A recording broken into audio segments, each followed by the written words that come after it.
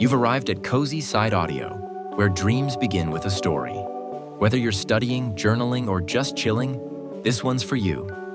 If you vibe with this kind of content, go ahead and like, share, and subscribe for more. CozySideAudio presents The Last Outlaw of the Iron Trail. Chapter 1. The Land That Was Stolen. The morning the Iron Trail men came to take his land, Jack McGraw woke to the sound of something heavy cracking against wood, sharp, decisive, and close enough to carry through the thin cabin walls. For a moment he mistook it for thunder rolling in from the east, maybe the kind that sometimes drifted out of Missouri and wandered across their stretch of Kansas prairie like a restless ghost. But the sky was too clear for storm business, and there was a certain tone to the noise, a sort of arrogant certainty that thunder never bothered with. He sat up slow. At 51, nothing in his body rose all at once. His back came first, then his shoulders, then the rest of him. He rubbed his eyes with the flats of his palms, listening. Another crack, louder.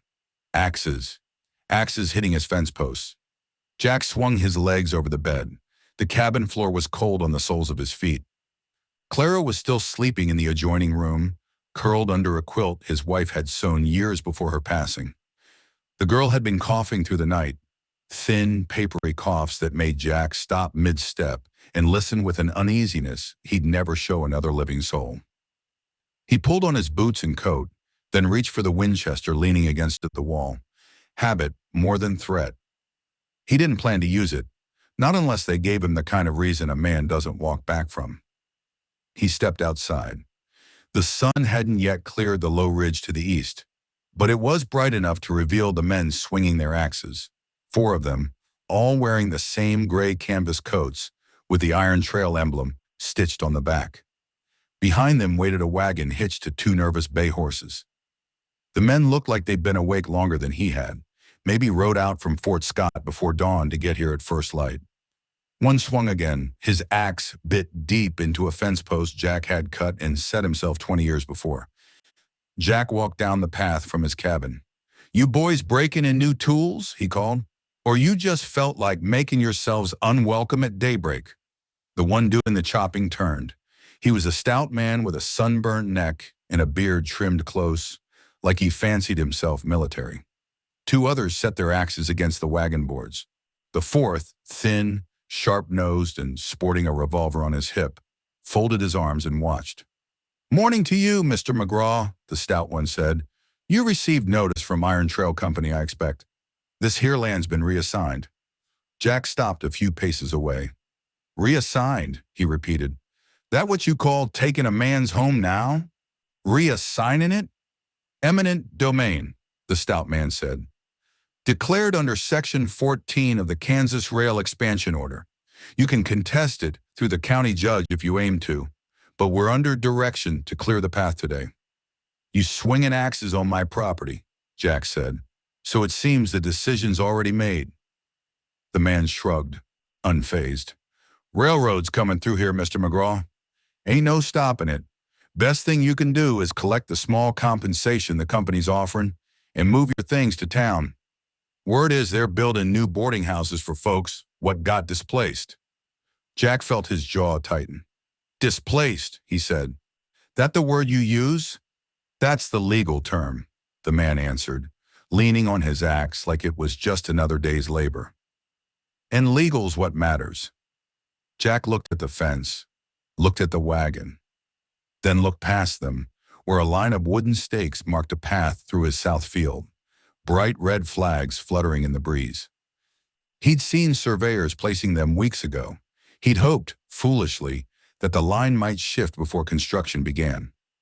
Companies adjusted all the time, didn't they? Maybe enough neighbors would complain. Maybe the judge would slow the process. Maybe someone would find a clerical mistake. But here the men stood, at sunrise, tearing down the first boundary his wife had built with him. Jack rested the barrel of the Winchester over his shoulder. "You ever wonder," he asked, "why these things never get settled in broad daylight when folks can ride out and watch? Why it's always dawn or dusk when only the birds are witness?" The stout man sucked his teeth. "Sir, we don't want trouble. We're only here to work. Your place sits on the most direct line between the state border and the new river crossing. Ain't nothing personal. Jack nodded slowly. That's what a man says when he's doing something he knows is wrong. He calls it nothing personal. Look, one of the younger men pipes up, shifting nervously. We're sorry about your fence, mister, but the orders were clear. If you got a grievance, take it to town. Maybe I will, Jack said. His voice carried a tone the men didn't catch, but the land did. Maybe I'll take it further than that. The stout man sighed. Mr. McGraw, you're making things harder than they gotta be. You got till sundown to vacate the main cabin. Tomorrow we bring in the burn crew. Jack blinked. Burn crew? It's protocol, the man said, as if that made it righteous. If a structure's in the way, we burn it clean and lay gravel. Nothing personal. Jack felt something cold move through him, colder than the dawn wind at his back. For a heartbeat, he nearly lifted the Winchester off his shoulder. But he stopped. Clara was inside, and a shootout wouldn't save her health, or bring back his wife, or reclaim the years he'd spent building this place by hand. The stout man stepped closer. I'm real sorry it come to this, he said. And for a moment, Jack believed he truly was. Just another working man ordered into another man's ruin.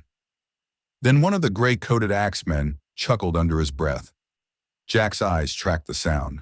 A young fellow, maybe 20, too smug for dawn work, the type that enjoyed the breaking more than the building. Jack looked back at the stout man. You done here for the morning? Once we tear down this section. You tore it, Jack said. Seems torn enough. The stout man hesitated, then nodded. Load up, he told the crew. We'll finish tomorrow. Jack didn't speak as they climbed onto the wagon. Didn't speak as the horses started down the path. Didn't speak until the sound of wheels faded into the prairie wind. Only then did he let himself breathe the way a man does when he's been told something sacred is now scheduled to die. He walked along the broken fence, touching the splintered wood. Each post was a memory. He'd cut them with his brother, right after the war, battered hands and sunburnt necks, both of them trying to start something decent after so many years of indecent killing. His brother had died of lung fever 2 winters later. His wife had died earlier this year, tired and worn before her time. And now the land, this last piece of anything he'd ever held steady, was being auctioned away under the name of progress and federal order. He didn't know how long he stood there before the sound of coughing drifted from the cabin doorway. Clara. Jack turned. She stood wrapped in a blanket, hair tousled around her face, eyes still swollen with sleep. Pa? She asked softly. Did they come? He nodded.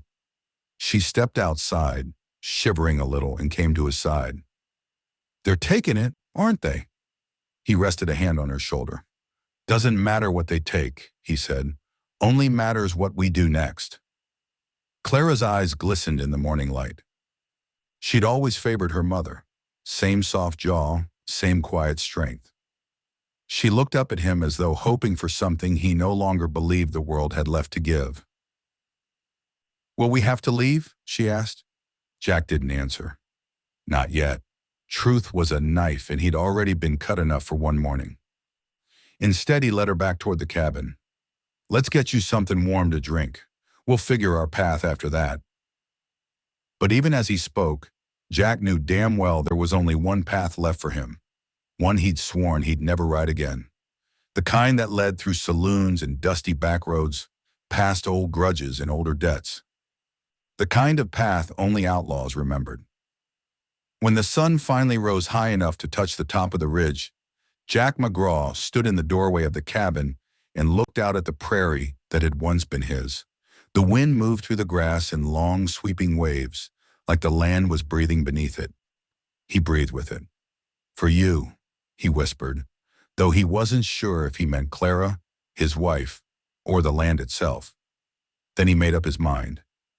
Before noon, he saddled his horse, packed only what he needed, left Clara with neighbors he trusted, and rode toward Fort Scott to speak with a judge who wouldn't listen, a marshal who would try to talk him down, and a railroad man who'd already decided the cost of Jack McGraw's life and legacy. The man who once rode under the name Steel Jack felt something he hadn't felt in decades. Something sharp, cold, and alive. Not anger, purpose. And purpose, he knew well, could start wars far bigger than railroads. Chapter 2. A crew of broken men. The wind coming off the prairie carried the scent of dust, horses, and distant rain. One of those long gray veils sliding across the plains, but never quite reaching the towns that needed it. Steel Jack McGraw rode alone, Clara's scarf tied around his wrist like a fading oath. He had a plan forming, half mad, half righteous, but he couldn't carry it alone. Not with the Iron Trail's private guards roaming the countryside like hired wolves. So he began the long ride to gather the men he once trusted. Not friends, not exactly, but the sort of men who had stood near him when bullets were thick as gnats and the sky roared with artillery. Doc Halpern, Dodge City. Dodge City stank of whiskey, horse dung, and ambition. As Jack pushed through the swinging doors of the Brass Lantern Saloon, the piano man faltered a note, then kept on playing. Gamblers kept their eyes low, and the bartender gave Jack a single curt nod. McGraw had that face people remembered. Scarred, lined, hardened. Doc Halpern sat at a faro table with a whiskey in one hand and a losing hand of cards in the other. He looked half dead, half bored. "Jack McGraw," Doc drawled without looking up, "as I live and repeatedly fail to die." Jack pulled up a chair. "You look worse." "That's because I've been trying harder than you." Doc finally raised his eyes. There was still sharpness in them, the kind born on battlefields where he'd stitched men together like torn saddle leather. "You didn't ride in for nostalgia," Doc said. "I can smell a purpose on you. Something ugly." "Railroad's taken my land," Jack said. "Took it same as they took 100 others. Gonna take more if we don't stop 'em." Doc sighed. "Always knew that rail line would kill more men than the war. Didn't know it'd circle back to you. I'm putting together a crew. Need your hands. Steady as they used to be, I hope." Doc glanced at his whiskey. "Well, steadier if you don't ask me before noon. But hell, Jack." He set down the glass. "I'll come. Ain't much left here but debts and men with quicker tempers than me. Besides, you're the first fool in months to offer me something more exciting than losing money." They clasped wrists. Old soldiers acknowledging a new campaign. Silas Crow Council, Grove Plains. Silas Crow moved like smoke and crossed the grasslands. Jack found him standing atop a low ridge, watching a herd of bison thunder miles away. His long dark hair whipped behind him, and his rifle rested in the crook of his arm like an extension of his body. Silas didn't smile when Jack rode up, but his chin lifted a fraction in recognition. "You're riding heavy," Silas said quietly. "Your spirit drags a shadow behind it." "The railroad took my land," Jack told him. Silas's jaw tightened. "They take everything. Took my father's bones from the valley he wanted to rest in. Took our hunting paths. Took our pay. Now they take your home. They will keep taking." "I'm forming a crew," Jack said. "Small, fast, quiet." Silas finally looked him in the eye. "Quiet is what I do." Jack nodded toward the horizon. "This won't be revenge. Not the way most men mean it. It'll be disruption. Enough to make them stop the line, maybe give back what they stole." Silas considered him for just a long moment. "For you, I come. For them," he looked toward the distant tracks, "I make them hear what silence can do." They rode out together without another word. Bishop Rourke, the veterans' camp. The veterans' camp sat outside Topeka like a graveyard waiting for headstones. Thin men, ragged tents, stories no one believed anymore. Bishop Rourke stood in the center like a preacher without a church, rallying lost souls with that booming voice of his. "Brothers," he shouted to a half-circle of worn-out men, "this country was carved by sacrifice, but now it's run by men who never fired a shot nor carried a dying friend off the field. They build steel empires on our backs while we rot in ditches." Jack approached through the murmuring crowd. Rourke spotted him and spread his arms wide. "Steel Jack McGraw, as I live and breathe the Almighty's dust." Jack nodded. Need a word, Bishop? Rourke dismissed the crowd with a wave and stepped close, still radiating that dangerous charisma. You're here for trouble, he said. I can smell it on the wind. Railroad took my land. I'm going to make 'em stop building till they give it back. Rourke's grin widened. Finally something worth saddling up for. But hear me now, Jack warned, voice like iron. This ain't open warfare. No killings if we can help it. Just enough sabotage to stop the expansion. Rourke's eyes narrowed a hair, ambition flickering. Sabotage. Could be done. But you know me, Jack. I prefer a bolder canvas. You prefer bodies, Jack said coldly. But that's not what I'm after. Rourke chuckled. You lead, I follow. At least until the picture changes. Jack didn't like the phrasing, but Bishop Rourke was too useful and too dangerous to leave behind. Catfish Carter, Missouri River. Jack found Catfish Carter trading dynamite to desperate miners from a crooked little skiff, patched with tar and prayer. Catfish was young, wiry, shirtless despite the chill, and grinning like mischief itself. Well, look at that, Catfish called. If it ain't the man with half a skull left and twice the sense of all Kansas. Need explosives, Jack said. Clean ones, reliable. You planning to blow something that deserves it? Catfish asked eagerly. Jack nodded. Railroad line. Catfish spat into the river. Then I'm in.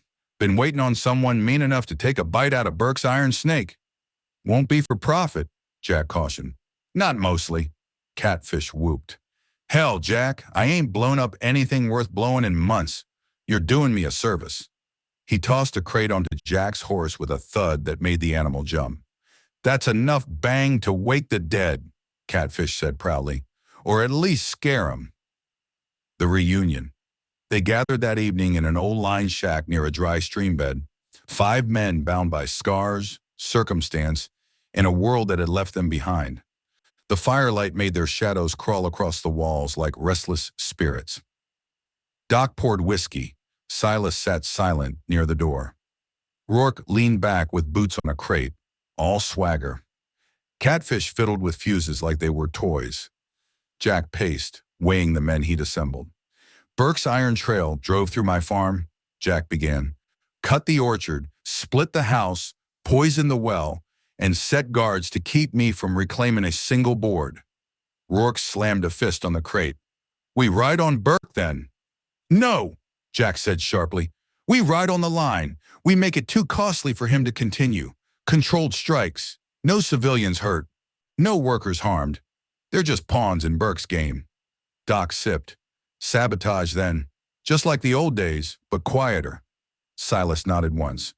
Catfish snorted. Quiet dynamite ain't a thing, but I'll try real polite-like. Jack stared the men down. We operate as ghosts, no names, no faces. We strike fast and vanish. And when Burke finally has to reckon with us, he'll have no choice but to return the McGraw land. Rourke raised his glass. To ghosts, then. The others echoed it, each for their own reason.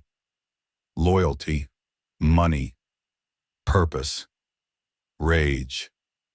Jack didn't care which so long as they held together long enough to strike. Outside, the plains wind howled against the shack as if warning them what they were about to become. The crew of broken men was formed, and the Iron Trail, for the first time, had something to fear. Chapter 3. First sparks on the Iron Trail. The midday sun over Kansas wasn't kind to anyone, but it had a particular grudge against men with something to hide. Steel Jack McGraw crouched on the high bank overlooking the Iron Trail supply line, his hat brim cutting a thin strip of shade across his eyes. Below, the tracks shimmered in the heat, silver rails warping in the distance like a mirage, trying to slither away. Catfish. Carter knelt beside him, fingers fidgeting over the blasting cap like a boy handling his first firecracker. His narrow face glistened with sweat and excitement both. Ground's hard as a coffin lid, Catfish muttered. Feels like I'm digging into God's own teeth. Good, Jack said. Means the charge'll sit tight. Silas Crow was a few yards off, crouched low in the grass, scanning the horizon like a hawk. The man had a stillness that unnerved even Jack sometimes, like he'd been carved from the plains rather than born on them. "How long till the next supply train?" Jack asked, voice barely above a whisper. Silas raised 2 fingers without looking back. "Half hour, maybe less." Smoke on the far bend. Bishop Rourke stepped forward, boots sinking lightly into the shale. "Then we best hurry. I'd hate to find myself explaining a half-buried bomb and a guilty face to Burke's rifle guard." Doc Halpern spat into the dust. "Burke's men don't ask questions, Bishop. They shoot first, then send the bill for the bullets to your nearest relation." Catfish smirked. "Ain't got none." "Then they'll send the bullet back to you," Doc said, "along with a second one for wasting their time." Jack lowered himself beside the hole Catfish had dug, 2 feet deep, narrow, enough to hug the dynamite snug like a sleeping rattler. "Make sure it's angled inward," he said. "We want the rail to twist, not blow skyward." Catfish watched him with something between admiration and fear.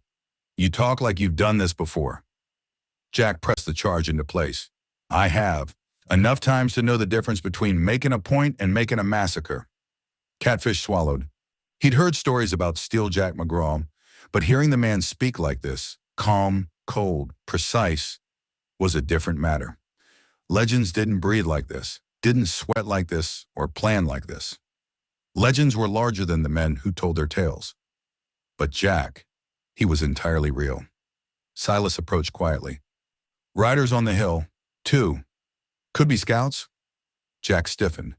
"Railroad?" "Possibly." "Positions," Jack ordered. "No killing unless it's life or death. We're here to send a message, not start a war." Bishop raised a skeptical brow. "Feels like a war to me already." "Then it's one we start our way," Jack replied. Bishop chuckled, amused by the stubborn righteousness in a man who had once been feared for having none. The crew fanned out into the tall grass, disappearing into prairie shadows. Jack remained crouched near the tracks, adjusting the blasting wire and checking for loose soil. His hands were steady, steadier than they had been when Clara coughed the blood into a rag the night before, steadier than when he walked past the graves of 2 sons taken by sickness no doctor would ride far enough to treat. The only time Steel Jack McGraw trembled anymore was when he thought of what he'd lost. A distant whistle cut across the plains. They all heard it. That long wail of iron and steam, like some metal beast calling out its hunger. Catfish's eyes went wide. "Train's early." Doc pulled his pocket watch. "By 12 minutes. "Why's a supply train running early?" Bishop murmured. "Burke's nervous," Jack said. "Or greedy." "Or both," Doc added. Silas returned, breath slow but urgent. 2 riders were scouts. They turned back. They saw wagon dust on the far ridge. "Railroad security," Jack said. "Or Pinkertons," Silas replied. "Their horses too fine for guards." Doc's lips thinned. "Pinkertons don't blink or bleed proper. Like wind-up toys, hard men to outsmart." The ground began to tremble under their feet, faint at first, then stronger. The train was approaching fast. Jack motioned to Catfish. "Wire ready?" Catfish nodded, hands shaking with excitement. "Just say when." "Everyone down," Jack ordered. The men flattened themselves in the grass, hearts pounding with the rhythm of the approaching engine. The supply locomotive emerged from around the bend, a squat black furnace belching smoke, hauling 5 freight cars full of timber, water barrels, and equipment for expanding the iron trail deeper into stolen land. Jack steadied himself, eyes narrowed. Now. Catfish pinched the cap and closed the circuit. The earth jolted with a sharp, controlled thump, the kind that didn't echo so much as roll under the skin. The dynamite charge burst upward in a tight, disciplined roar, lifting the right rail and bowing the left like a twisted ribbon. The train screamed, steel shrieking against torn metal, then lurched violently sideways. The front wheels hopped the rail. The locomotive bucked like a maddened bull, sparks flying in a shower of orange and smoke. The rear cars toppled into one another with a thunderous din, sliding off the embankment. But it wasn't carnage, no fire, no guts of men scattered across the dust. The crew had planned it precisely. Enough destruction to halt progress, not enough to kill innocent workers. Silas rose to one knee, watching the wreck settle. Good aim. Catfish puffed his chest. I learned from river work, exploding tree stumps ain't too far off from exploding railroads. Doc patted his shoulder. A regular scholar of demolition. Down by the derailed cars, workers stumbled out, coughing, shaken, bruised, but alive. A few railroad guards scrambled to their feet, rifles raised, but dust and confusion clouded their aim. Jack motioned to Silas. Your stones. Make it clear. Silas opened a leather pouch and removed 3 smooth river stones, each painted with a white spiral. Lakota warning symbols. He placed them neatly near the broken rail. Won't this stir trouble for your people? Doc murmured. Silas's expression didn't change. Railroad already stirred trouble. Might as well let them chase ghosts a while.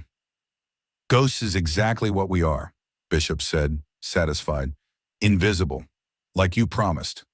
Jack scanned the wreck with calm detachment. We leave. Now.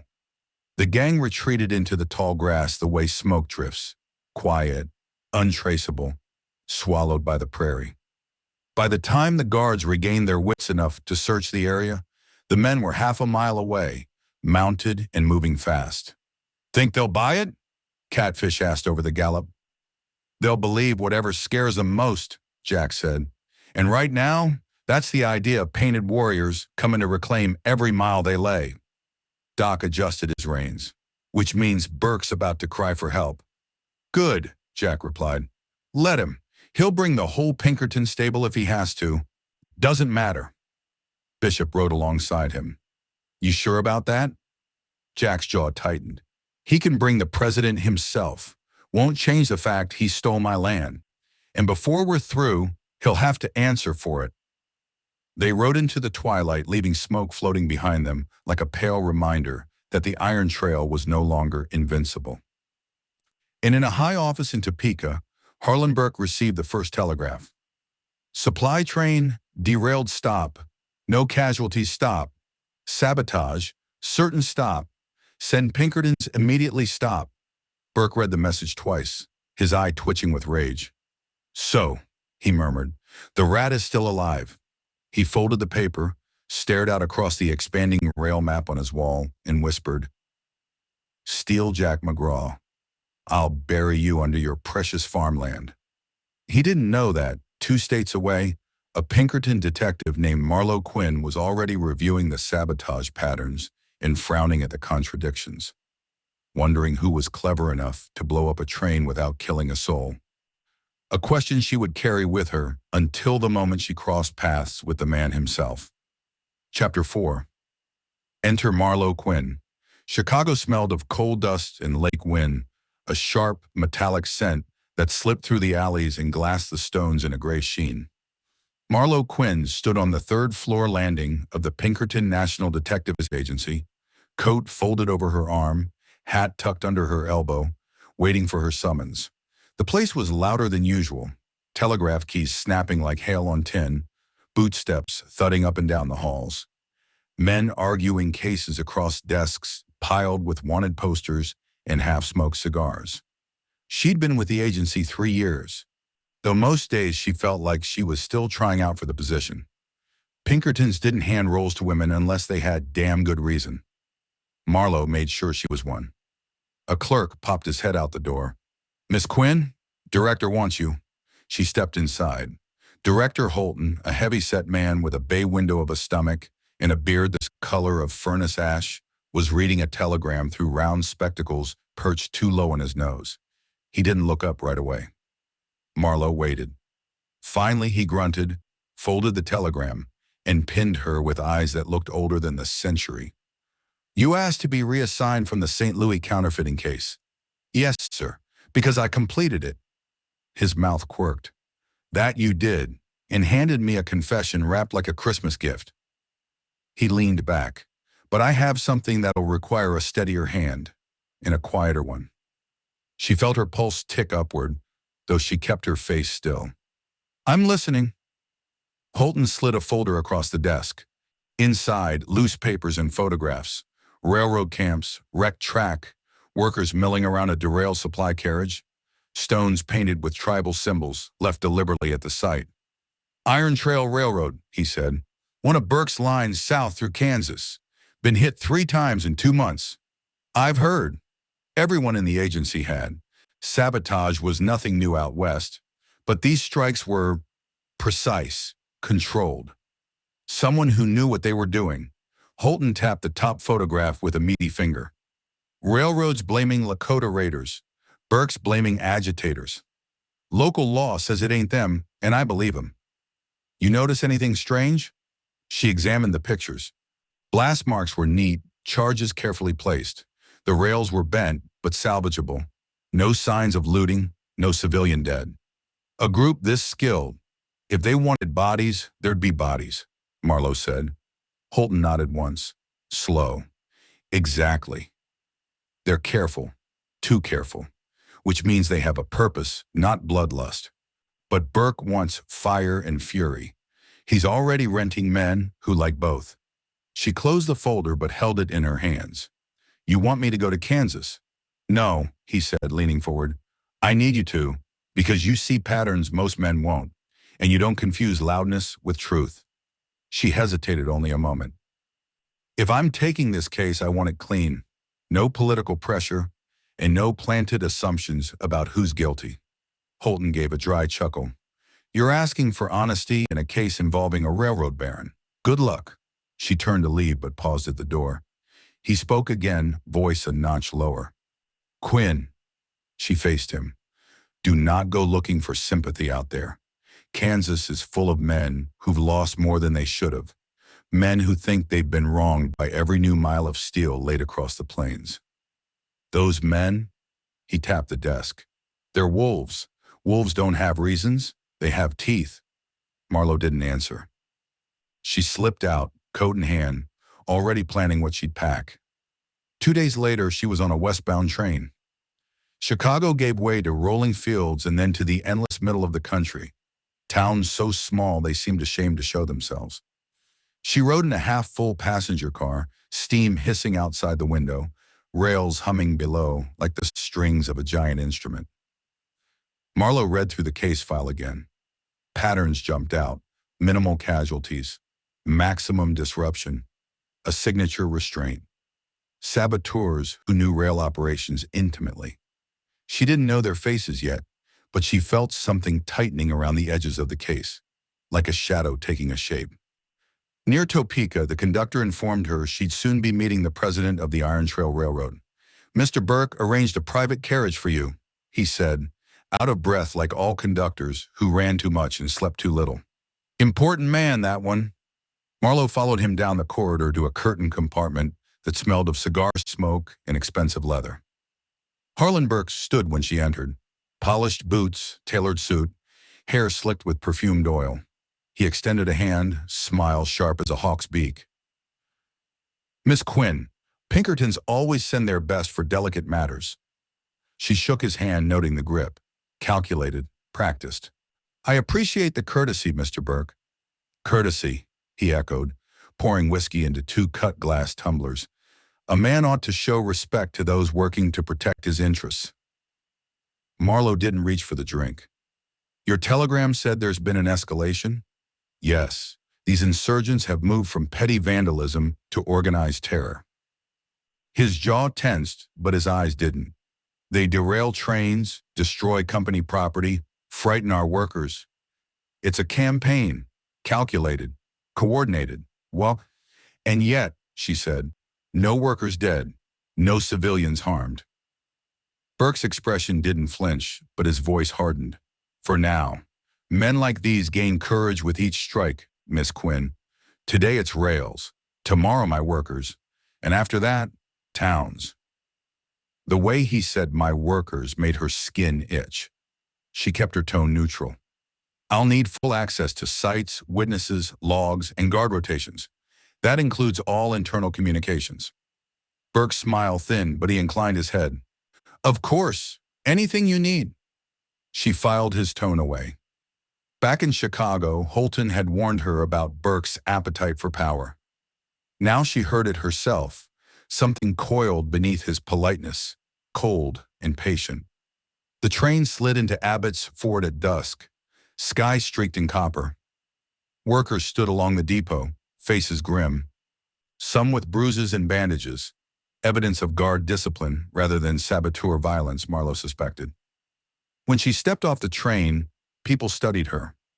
A woman wearing a detective's coat and a revolver drew attention anywhere, but in a railroad town on edge, she was more spark than curiosity.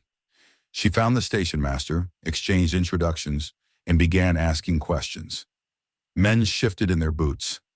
Eyes flicked to Burke's guards before answering. She recognized fear. She also recognized resentment. At the boarding house later, she spoke with the owner, a wide-hipped widow with silvering braids, who poured her coffee and whispered low, "There's talk running round, miss. Folks say the men hitting those rails ain't killers. They say they're fair." She hesitated, almost merciful. "Mercy isn't a word saboteurs usually aim for," Marlowe said. The widow shrugged. "World's changing. Some men ain't changing with it." A pause. "Some can't afford to." As Marlowe rose to leave, the woman murmured, "You be careful. There's a name folks don't say unless the lamps are low." "Whose?" The widow looked toward the window as if expecting someone to hear. "Steel Jack McGraw." Marlowe felt a jolt, not fear, but recognition. The name had drifted through the agency's rumor mill for years. A ghost outlaw. No confirmed sightings in a decade. A man supposedly broken by war, land loss, and grief. But not dead. "And you believe he's alive?" Marlowe asked. "Belief ain't required," the widow said. "Just listening. Every time the railroad pushes a family off their land, every time Burke's men leave someone with bruises instead of dignity, folks say Steel Jack's shadow draws a little darker." Marlowe stepped outside into the night. Cool air swept across the empty dirt street, lanterns flickering against the wind. In the distance, she could hear the clink of rails being laid even at this hour. Iron Trail worked day and night, its progress a heartbeat that never stopped. She walked toward the edge of town, studying the hills. Somewhere out there, men with skill and intent were hiding. Men disciplined enough to cut a train from its path, yet spare every soul aboard. Men who followed a code. And one name whispered like a warning: Steel Jack McGraw. Marlowe tightened her coat against the breeze and kept walking, her boots crunching the gravel. She didn't believe in ghosts, but she believed in patterns. And this one was beginning to shape itself into a man. Chapter 5. War by Nightfall. The sun dropped behind the tall grass like a sinking ember, leaving the prairie drenched in copper twilight. Heat still clung to the earth, thick as wool. Jack McGraw rode slow through the switchgrass, his horse keeping careful steps through the wavering stems, each movement whispering like a soft warning. The horizon burned red behind him, long shadows thrown ahead across the land he once farmed. The land now owned by men who never touched a plow. Everything looked different by sundown, harsher, lonelier, stripped clean of the illusions daylight offered. Night was coming, and with it, the first true act of war. Jack's mind drifted back to Widow Harper's kitchen, her hands trembling around the chipped mug of tea, her voice shaking as she told him how railway men posted notices at dawn, nailed to her well and barn door like some preacher's final judgment, condemned by right-of-way authority. No court, no say, no mercy. They'd marked her land as if she were nothing more than stubborn brush standing in the way of their progress. She'd asked Jack not for vengeance, but for help. "Whatever your conscience can still afford," she'd said. He rode faster at the memory. Ahead, a lantern flickered once, twice. Their signal. Jack guided his horse toward the outcropping of limestone and cottonwoods beside the creek. Shapes stirred in the dim. Burke, Red-Eye Fallon rolling tobacco, Samuel Harlan leaning over a saddlebag of dynamite, Paxton Crow sharpening a long knife on a riverstone, and the quiet shadow of Elias Mott cleaning the firing pin of his repeater. They all looked up as Jack approached. "About time," Red-Eye said, licking the paper shut on his cigarette. We thought maybe you'd ridden off to confess your sins instead. Jack climbed down, boots crunching dry earth. Wouldn't know where to begin. Paxton gave a crooked grin, the kind a man earns from years of trouble. We ready for this? Jack took in the sight of them. 5 men who'd survived the war, the drought, and the railroad taxmen who came after. None had families left. None had much to lose except the little dignity a man gets to keep once everything else has been taken. We're ready, Jack said.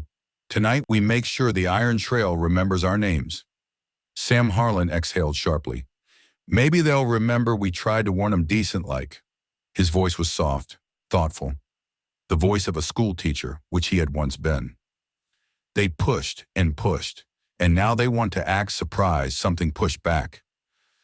Red-Eye chuckled. Ain't a soul in those company offices ever been surprised a day in their lives. They think the world's carved for their convenience. Paxton spat. Tonight we spoil their carving. Jack nodded toward the saddlebags. How much powder we got left? Sam patted them. Enough to give that locomotive the worst evening of its short life. Alias tied off the bolt on his rifle. Railway guards? A dozen, maybe less, Paxton said. Half drunk, half dumb, all thinking they're safe because the company pays them well. Jack's jaw tightened. Nobody shoots unless they shoot first. We're sending a message, not stacking bodies. Red-Eye grunted. Long as the message ain't sent in pieces of us. Jack knelt in the clearing, drawing lines in the dust with a stick. Train comes through at about 9. She'll slow a little for that curve near the ravine. The grade's bad, they know it. That's where we hit. We plan a small charge on the rails. Just enough to spook them, not derail them. When the engineer hits the brakes, the guards will spill out to see what's wrong. We take the supply chest off the second car. Tools, documents, maps. Those papers will tell us where they're pushing next. If we can get ahead of their plans, we can keep farmers from being blindsided. Paxton nodded. A warning shot. A reminder, Jack corrected. A railroad that builds on stolen land ought to tread real careful. Burke shoved the cigarette into his mouth. Then let's get to reminding. As the men dispersed to gather their gear, Jack lingered. Something in the wind felt wrong, sharp, expectant. He'd lived long enough to know the shape of trouble before it arrived. Elias came up beside him, quiet as smoke. You feel it too? Jack gave a half nod. Like someone already knows we're coming. Think they do? I'm betting they don't, Jack said. But a man's gut ain't worth much if he ignores it. Elias stared toward the darkening horizon. Let's keep our heads on swivel tonight. The crew mounted up. They rode in staggered silence toward the ravine, the sky shifting purple and starless overhead. The prairie cooled fast, the smell of dust and riverstone rising from the ground. Coyotes howled somewhere far off, carrying long notes across the open. Jack breathed in, out. This was what he knew, not farming, not peace. But this summer he'd sworn the fight wasn't for glory or blood anymore. It was for every family with a fence post hammered into Kansas soil who deserved to keep it. They reached the ridge above the tracks. Paxton unsaddled the crates of powder, and Sam got to work on the planting. The others spread out, rifles ready, eyes sweeping the dark. Then from the north came the faint chuff of a locomotive. Jack checked his pocket watch. 9:08. Right on schedule. He gestured silently. Red-Eye and Paxton drew rifles. Elias took the high east knoll. Sam lit the fuse on the tiny charge, thin as a grass stem, and scurried back. The fuse hissed, whispering like a rattler. The train rounded the distant bend, a lantern glow like a floating ember in the night. Its iron wheels screamed against the rails, the whistle letting out a low, mournful note across the prairie. Jack crouched. The men held their breath. The charge blew. A sharp crack shattered the quiet. A spray of sparks shot up, followed by smoke curling off the rails. The locomotive jerked violently, hissed steam, and squealed its brakes as the engineer threw the lever. Cars slammed into each other, couplers jangling like chains. Men poured out of the second and third cars, railway guards in canvas coats, revolvers drawn, shouting as they fanned out. Jack's men stayed hidden, silent. Then Paxton whispered, "They brought more tonight." Jack peered through the darkness. Paxton was right. 20 men armed and sober, moving with purpose. That wasn't standard detail. That was expectation. They knew, Elias murmured from the ridge. Someone tipped him. A cold weight dropped into Jack's gut, but there was no backing out now. "Stick to the plan," Jack whispered. "We wait for the engineer to check the brake. When the guards spread thin, we slip in for the chest." The engineer climbed down, lantern bobbing. He knelt by the bent rail. Guards pushed out around him in a loose perimeter. Sam whispered, "We won't get through that clean." Jack studied the pattern. Men were moving erratically, some too confident, some too unsure. Their commander, a tall officer with a trimmed beard, barked orders in clipped rhythms. Jack's eyes narrowed. He'd seen soldiers train like that before. Not railway guards, army-trained. Pinkertons. "Marlowe Quinn," Jack muttered. "She's here." Elias's voice tightened. "You sure?" "Only the Pinkertons run their men by precision this tight." Red Eye spat out a curse. "Hell, she tracked us faster than I thought." Jack's pulse steadying, sharp. "Then we're already in the middle of her net. No choice now." He signaled them forward. They moved like smoke, low, quiet, ghosts of the tall grass. But before they reached the second car, a voice shot through the night. "McGraw!" Every man froze. From atop the third rail car stood a figure, tall, coat fluttering like a shadow against the lantern flames. A woman, rifle in hand, hat low enough to hide her eyes, but her stance unshakably sure. Marlowe Quinn. Her voice rolled across the prairie like a hard wind. "You think I don't know your tricks?" First charge was lighter than a firecracker. "You're here for the documents. I ain't gonna let you have them." Beside Jack, Sam breathed, "God help us." Jack straightened slowly, stepping out of the brush. "You got no rightful claim to that land," he called back. "You're hunting the wrong folks." "That's not for you to decide," she said. "Surrender now and nobody dies tonight." Red Eye muttered, "She means Sept maybe us." Jack's jaw clenched. "We ain't surrendering." Marlowe lifted her rifle. "Then this night ends bloody." Before she could fire, Elias took his shot, not at her but at the lantern above her head. Glass shattered. The world plunged into dim, broken shadows. Shouts erupted. Gunfire cracked like lightning. Jack and his men dove for cover as a hail of bullets tore into the tallgrass. The train guards scattered, firing blindly at where they heard noise. Sparks flew as bullets struck iron. Horses screamed. Men cursed. Jack crawled toward the second car, firing twice to keep heads down. Sam reached the steps first, grabbed the brass latch to the supply chest, only to jerk back with a gasp. "They locked it on chain." Paxton fired over his shoulder. "Shoot the chain." Sam lined up the shot, but another volley forced him down. Elias called from the ridge. "They're circling right flank." Red Eye yelled. "Left's pushing too."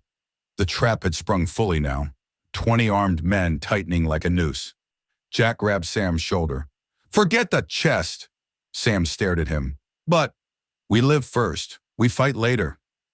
They turned to run, but a bullet nicked Paxton's calf, dropping him with a groan. Red Eye hauled him up, slinging Paxton's arm over his shoulder. Elias covered them from above, every shot precise, keeping the guards from closing the gap. Jack looked back toward Marlowe's last position. Nothing but darkness and smoke. They crashed through the tall grass, racing toward the creek. Bullets hissed past. The ground dipped, then gave way to the slope. Their horses, hidden in the cottonwoods, jerked and snorted at the chaos. Jack mounted fast, hauling Paxton behind him as the others climbed into saddles. "Ride!" Jack shouted. They tore off into the night, hooves pounding the earth like thunder. Behind them, Marlowe Quinn stepped out of the smoke, lantern light catching her steel-gray eyes. She didn't fire, didn't shout. She simply watched them vanish into the darkness. Her voice, quiet but certain, carried on the wind. "This war's only begun, McGraw." And Jack knew she was right. Chapter 6. Blood on the Gravel. The sun rose mean and white over the Flint Hills, lighting the tall grass like the edge of a straight razor. Heat had settled in early that week, heavy as wet wool, and even the crickets seemed too worn to chirp. It was the sort of morning that made men quiet, horses irritable, and tempers short. By noon, the world would shimmer with heat mirage. By sundown, folks would swear the land itself was sweating. That was the backdrop for the killing. Brutal, needless, and loud enough to echo across 3 counties before nightfall. Harlan Burke's men had been told to keep watch on the ridgeline above the new grading camp. Fresh rumors whispered of ghostly saboteurs slipping through the hills, knocking out supply runs, and lighting fires in the dark. Burke insisted he needed men of action, not the timid types who waited to be shot first. So he sent a few hired guns up the slope, half sober, half trained, fully paranoid. The boy they killed, Daniel Prentice, was 17 maybe, ran cattle with his father on the Western Flats. Jack had known him distantly. 3 winters back, Daniel had come to the McGraw place bleeding from the hand after tangling with a barbed wire fence, and Jack had wrapped him up, given him molasses water, and sent him home with a firm warning about doing fool work with bare hands. Daniel had thanked him in that shy way farm kids do when they're impressed by an older man who speaks plain. That memory was the first thing to strike Jack when he heard the news. It reached the outlaw camp via a trader who'd been passing through Dunlap. A wiry, sun-cracked man with a creak in his voice and a habit of speaking like every sentence cost him money. "Shot him dead," the trader said, while watering his mule near Jack's hidden camp northwest of the river. "Killed that boy clean. Claimed they seen him signaling. Silly thing is, he weren't signaling nothing. Just plucking pebbles, pitching 'em downhill. They shot him before he even stood." Jack felt the words like gravel poured into his lungs. Doc Halpern, sitting near the fire, set down his tin cup. 17? He asked quietly. "Maybe," Jack muttered. "Possibly younger."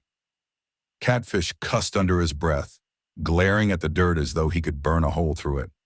"Burke's men pulling triggers at shadows now. Hell's kind of railroad is this?" Silas Crow didn't say anything, but he stared out past the trader toward the open plains, eyes narrowed with that cold, hawk-like focus that meant he was considering vengeance in some form.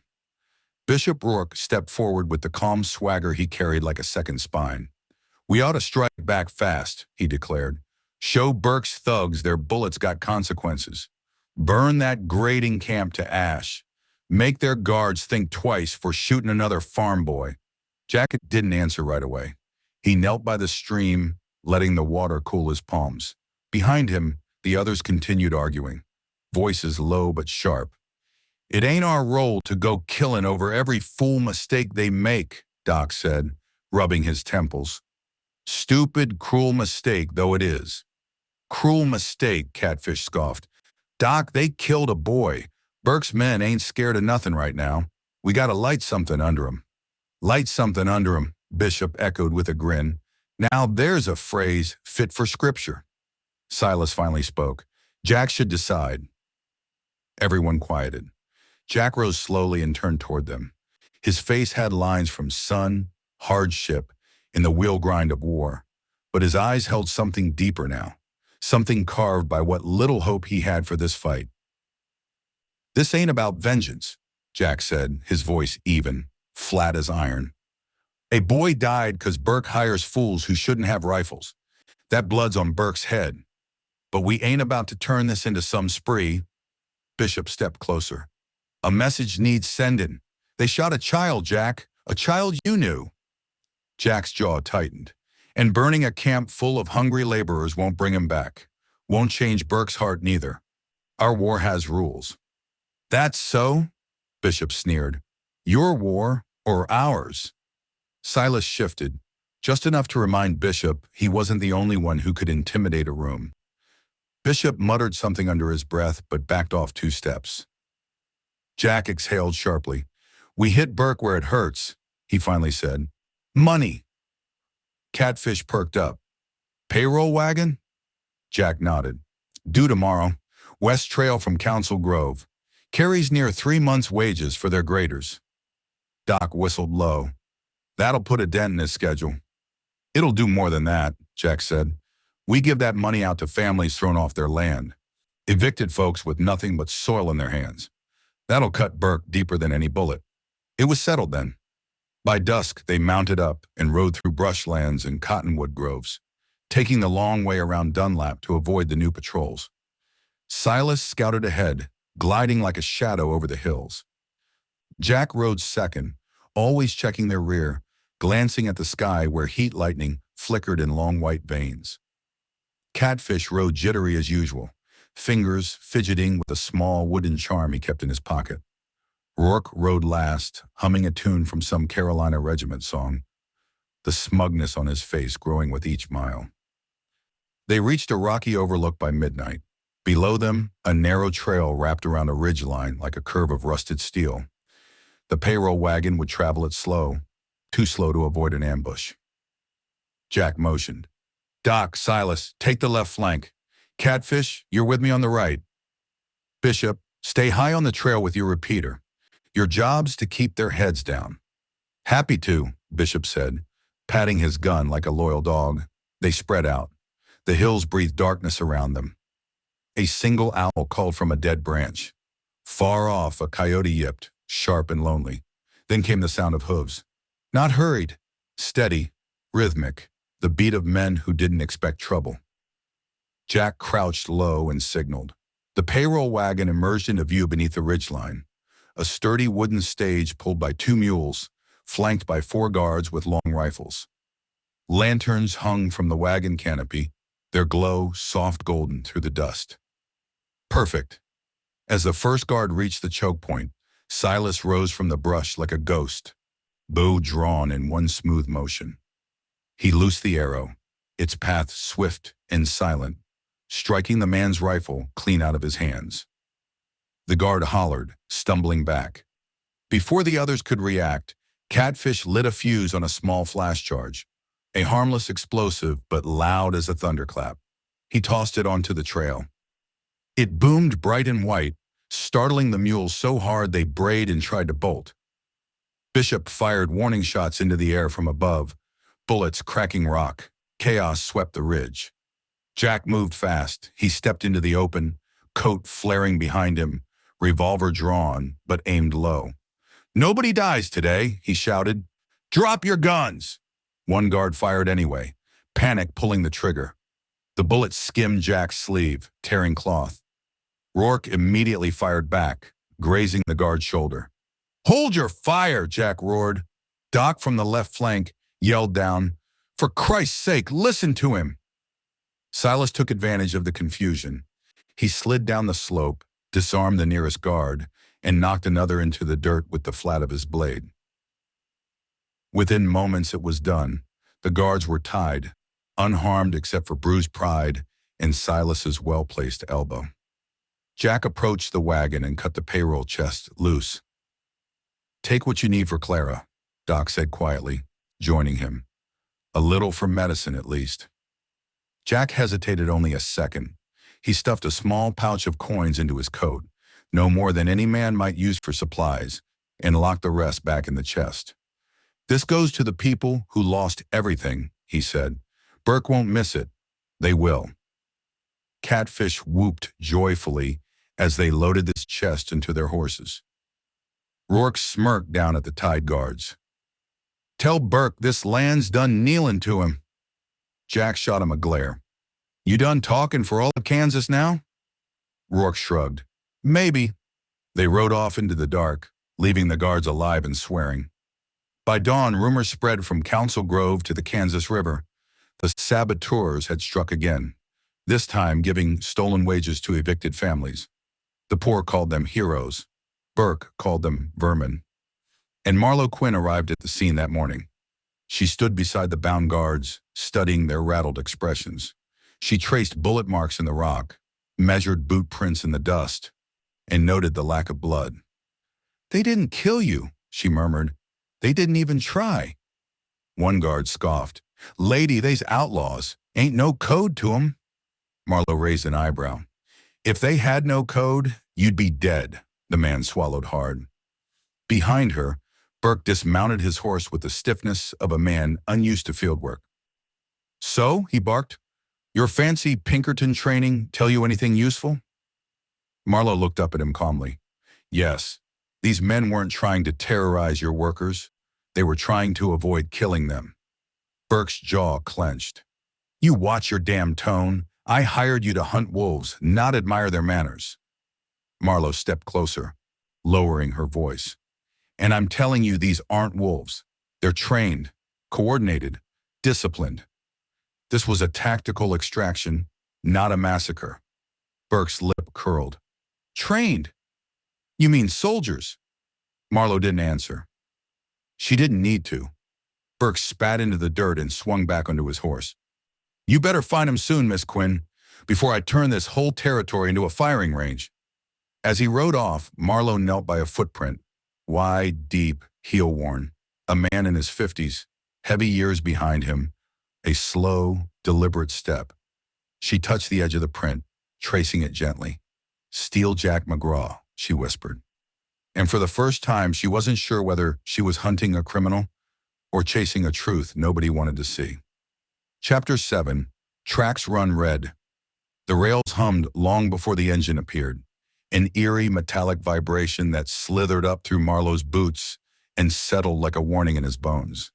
He stood just outside the depot ruins, hands shoved into his coat pockets, eyes fixed on the distant curve of track, where a sliver of blue-orange twilight was dying behind the hills.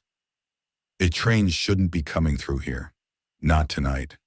Not ever again if the reports were right. But the rails did not hum for ghosts.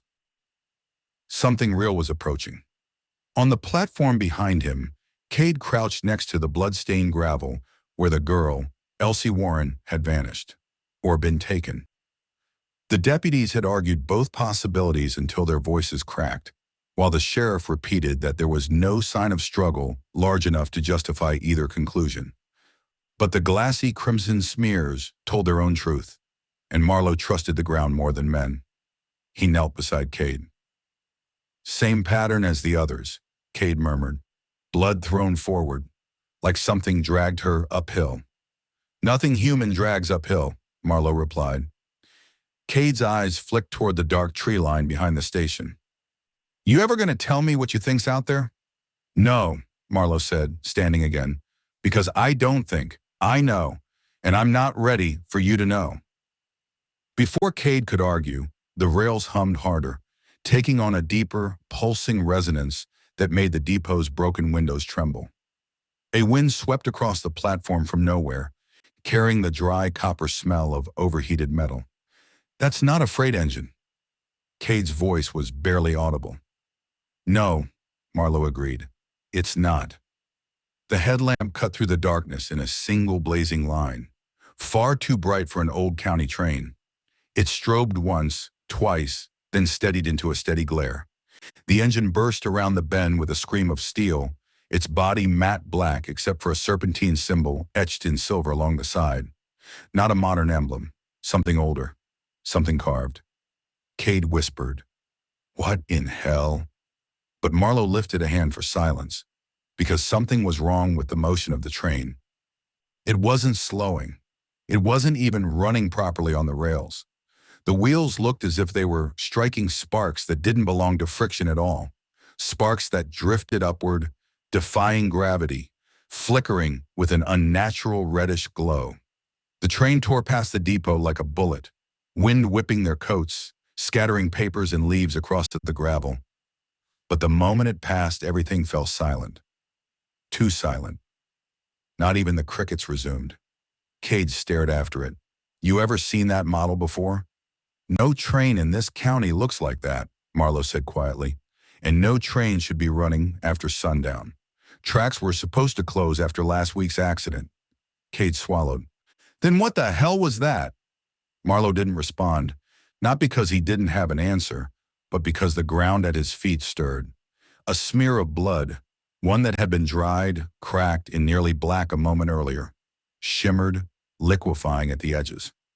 Cade jerked backward, boots scraping. The hell, Marlowe, that's new blood. That's fresh.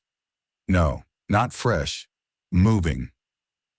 The thin line of crimson quivered like a living thread, pulling itself into the narrow crack between stones, inching toward the direction the train had vanished, like it wanted to follow. Marlowe crouched, jaw tightening. We're not alone out here. Cade shook his head. Blood doesn't move, Marlowe. Blood doesn't. Neither do shadows, Marlowe interrupted grimly. Yet here we are. Before Cade could speak, a shrill whistle echoed in the distance. Not the mechanical scream of a train horn, but something stretched and warped, like it had been pulled through miles of stone and bone before reaching human ears. The sound twisted the air itself.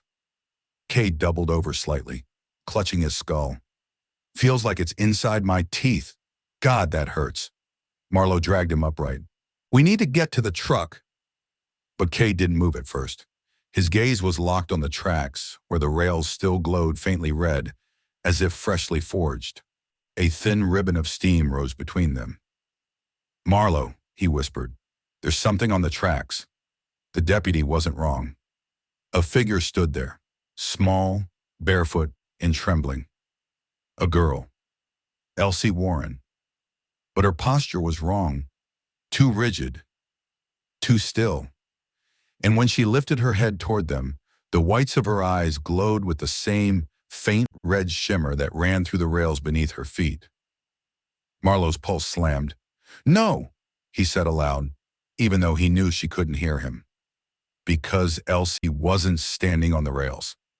She was hovering an inch above them. Cade stumbled back. Oh God, what is...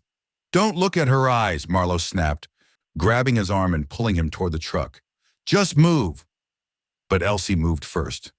She jerked forward like a puppet yanked on a string, her limbs stiff, her mouth frozen open in a silent scream. Each step landed with a wet splatter, even though her feet didn't touch the ground. Her shadow trailed behind her, stretched unnaturally long across the gravel, as if trying to break free. She lurched closer. 20 feet, 15, 10. The whistle shrieked again, so loud it made Cade collapse to his knees. Marlowe grabbed him by the collar and hauled him toward the truck with brute force, his boots slipping on the blood-slick gravel. Behind them, Elsie's voice finally emerged, thin, childlike, and wrong. It's coming back. Marlowe yanked the truck door open, shoving Cade inside. The girl kept walking, head tilting mechanically from side to side. It's coming back, she repeated, voice cracking into a high, static whine. It's coming back. Cade screamed, Start the damn truck! Marlowe slammed the ignition. The headlights carved a hollow tunnel through the darkness, just as Elsie stepped fully into the beam. Her face spasmed, her eyes flickered, her jaw unhinged slightly. And she whispered one last thing, something that made Marlowe's blood run cold even before the engine roared to life. It knows your name. The truck peeled out, gravel spitting behind the tires. Marlowe didn't look back. Couldn't, because he knew if he did, he might see whatever was puppeting the girl. And he wasn't ready. Not yet. Beside him, Cade gasped for breath, still half curled in the passenger seat. Marlowe, what knows your name? Marlowe gripped the wheel tighter, eyes locked on the road ahead. The thing that rides the rails at night, he said quietly. The thing they stopped talking about 30 years ago. The thing no one survived long enough to describe. Behind them, the whistle screamed one final time, long, low, and hungry. And the tracks ran red. Chapter 8. The Woman Who Hunts Ghosts. The wind had not stopped since they fled the depot. It clawed at the truck like a living thing, rattling the windows and howling through the vents as Marlowe drove through the back roads of Grayline County. The moon was smothered behind a thick veil of clouds, and the trees leaned over the asphalt as if listening, as if waiting. Cade hadn't spoken in nearly 10 minutes. He sat half-turned toward the passenger door, hands trembling against his knees, breath shallow and uneven. Every so often, he glanced into the side mirror and flinched, as though expecting to see the girl standing on the road behind them. Marlowe didn't blame him. "You gonna tell me what that was?" Cade finally whispered. Marlowe kept his eyes forward. "Not until we're off the road." "But you know," Cade pressed, "you recognized it. That thing with the whistle. I saw your face." Marlowe didn't answer. Not because he didn't want to, but because saying the name made it real again. They drove in a silence until the road forked into an unlit stretch of highway. Instead of taking the main route back toward town, Marlowe veered left, onto the cracked, narrow lane that wound toward a cluster of isolated farms. Cade frowned. "This isn't the way to the sheriff's station." "It's not. So where are we going?" "To see someone who won't think we're insane." Cade blinked. "Which would be who exactly?" Marlowe exhaled slowly. "Dr. Lark Turnbridge." Cade's eyes widened. "No, absolutely not. The ghost lady? The one who runs the paranormal research center out of her barn? Marlowe, for God's sake." "She's not a ghost hunter," Marlowe said sharply. "She studies residual energy, patterns, historical disturbances, and communicates with spirits," Cade muttered. "Lives alone, keeps jars of moon water, talks to shadows." "You're telling me she's gonna know what that little girl was doing, levitating above the tracks?" "She'll know more than anyone else in this county," Marlowe replied. "And she's not wrong as often as people think." Cade stared at him, dumbfounded. "Since when do you trust people like her?" "Since 30 years ago," Marlowe thought. "Since the first time the whistle came for him." But he didn't say it. Instead, he drove until the houses thinned out and the woods grew dense and crooked around them. The Turnbridge property sat at the end of a gravel driveway, flanked by rusted lantern posts and a sagging wire fence. An old farmhouse stood under the shadow of towering oaks, its windows dark except for one faint orange glow in the side building. The converted barn Cade had been talking about. Now, as the truck approached, the lanterns flickered on with a brittle, electrical snap, not motion-activated, something older, something almost aware. Cade swallowed hard. "I hate this already." Marlowe shut off the engine. The night air was ice cold the moment they stepped out, heavy with the smell of wet leaves and old wood. Crickets chirped weakly, as if too tired to commit to their own song. Before they could reach the barn, the door swung open on its own. A woman stepped out, wiping her hands on a tattered cloth. Her hair was streaked with silver despite her youthful posture, and her eyes were sharp, too sharp for someone rumored to be a recluse. "Marlowe Quinn," Dr. Lark Turnbridge said, voice steady and low. "You're late." Cade whispered. "Late for what?" She didn't look at him. Her gaze stayed pinned on Marlowe, searching his expression, reading something he hadn't said aloud. "You heard it again," she said quietly. Marlowe nodded. "And you brought a witness this time. That's new." "I didn't have a choice," Marlowe replied. "It found a girl, 11 years old, Elsie Warren." Lark's jaw tightened. "Alive! Alive, but—" He hesitated. "Not herself." Cade cleared his throat. The girl, she was floating. Above the tracks, her eyes were glowing, and the blood was moving on its own." Lark finally looked at him. Her eyes softened. "I'm sorry you saw that. It's not meant for ordinary people." Cade bristled. "Great, I'm ordinary. Fantastic." Marlowe gestured toward the open barn door. "We need answers." "Yes," Lark said. "You do." She stepped aside. They entered the barn, and Cade instantly understood why the locals called her a ghost hunter. The interior was lined with tables covered in strange instruments, antique meters, static readers, resonance spectrometers, things Cade had only seen in old documentaries. The walls were draped with maps of Grayline County marked in red ink, string connecting intersections like a massive, obsessive web. But the most unsettling thing wasn't the equipment. It was the sound. A faint metallic ringing filled the air, like a vibration caught between frequencies. Marlowe heard it too. His stance stiffened. "That's new," he said. I know, Lark murmured. It started the moment the whistle returned.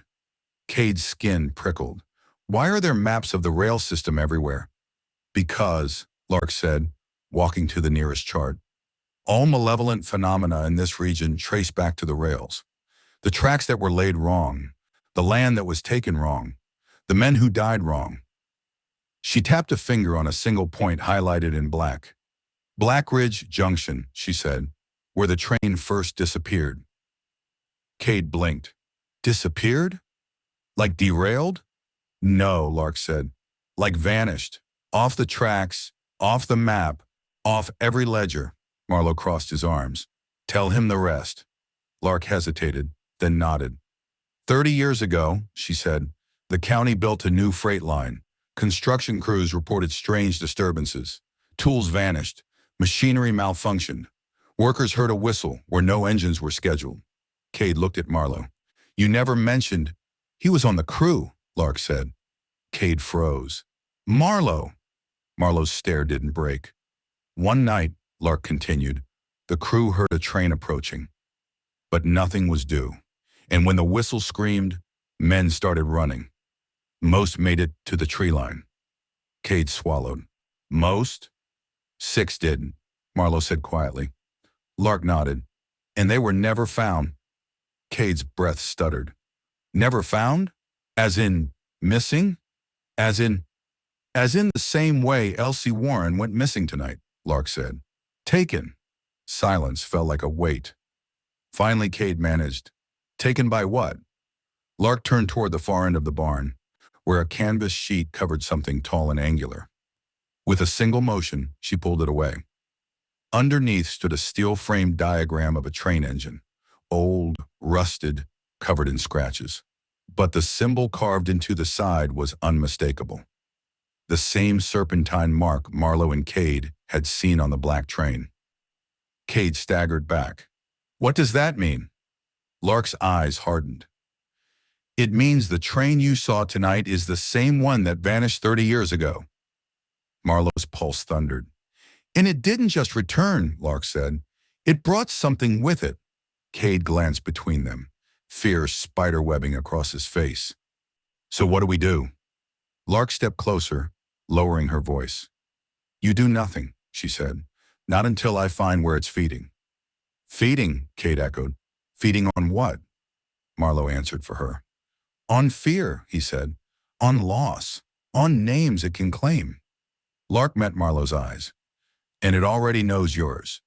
The lights flickered. The metallic ringing rose to a trembling pitch.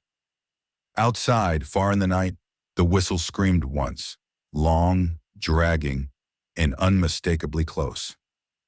Lark whispered, It's moving faster this time. And Marlowe knew exactly why. It wasn't hunting random victims. It was coming for him.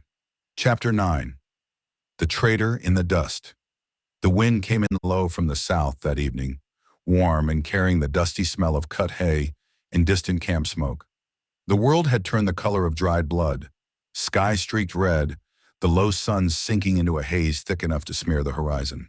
Steel Jack McGraw stood at the edge of the outlaw camp with his hands braced on his hips, staring into that reddening distance as if he could read omens in how the daylight died. The others were busy behind him, Catfish tinkering with a fuse that sparked too short, Doc packing up his medical gear, Silas sharpening a long obsidian arrowhead. But a heat lay under the air, a tension no one wanted to name. Not yet. Rourke hadn't shown his face since morning. That fact alone was enough to lift the hairs on Jack's neck. Silas was the first to break the uneasy silence. You notice, he murmured, not looking up from the stone blade. Captain's horse still ain't back. Jack grunted. I noticed. Man rides off alone this close to Burke's lines. He either wants trouble or he's carrying it with him. Catfish flicked his gaze up, eyes jittery behind a smudge of powder. Rourke ain't the type to go taking solitary strolls, always strutting like he's got an audience. Doc closed his medical kit with a snap. Jack, you want to tell us what he said last night? I saw that argument brewing from across the fire. Nearly saw sparks fly out of your damn skull plate. Jack didn't answer. He was thinking too hard, grinding his back molars, jaw flexing. The truth was, Rourke had been pushing him hard. More raids, less restraint. Blood where fear wasn't enough. The man had sneered the night before, voice low so only Jack could hear. "We're wasting our time playing saints. Burke understands one language, fire and rifles." Jack had told him to mind his place. Rourke had stared at him like he'd swallowed a nail sideways. Doc noticed his silence and frowned. "Jack, say something." Jack finally turned, eyes dark. "He's restless, he's angry, and he don't trust how I choose our fights." Catfish swallowed hard. Is he fixin' to leave? 'Cause I seen men leave before, but none with his kind of mean." Silas set down the arrowhead. "He ain't just fixin' to leave." He stood. "He's already gone." Jack opened his mouth, but something caught Silas's attention. He turned toward the north ridge, nostrils flaring subtly as if catching scent. The Lakota scout whispered a curse in his language. "What?" Jack said. "Horse scent," Silas replied. "Fresh, sweat, and another smell. Oil, gun oil." He slipped his bow over his shoulder. "He met someone." Doc's face tightened. "Burke." Jack didn't answer. He didn't need to. Silas walked past Jack, expression carved from stone. "Tracks will tell us the rest." They found them soon enough. Hoof prints dug fresh into the loose soil, circling the camp like a scouting loop before heading east. Silas crouched low, fingertips brushing the dirt with almost reverent precision. "Not even trying to hide it," he muttered. "Heavy steps. He was riding hard." Jack's stomach dropped as Silas pointed to another set of tracks merging from the opposite direction. These prints were different. Square-toed horseshoes, expensive, private militia or corporate riders. "He met him right here," Silas said softly. Catfish looked like he might vomit. "You mean he's been talking to Burke's boys this whole time?" Doc spat in the dirt. "Hell, if it ain't the stupidest." Silas suddenly froze. Jack saw it too, a scrap of black cloth caught on a thorn bush. He plucked it free, fingers brushing a familiar pattern. The embroidered braid from a Confederate cavalry coat. "Rourke's coat." Jack breathed out one bitter word. "Damn you, Bishop." Catfish backed up, face pale. "We gotta go. We gotta pack up, right now. Burke could be on us within the hour." "No." Silas's voice was a knife. "Burke ain't coming. Not yet. Rourke'll run back to him first. Give him the whole map.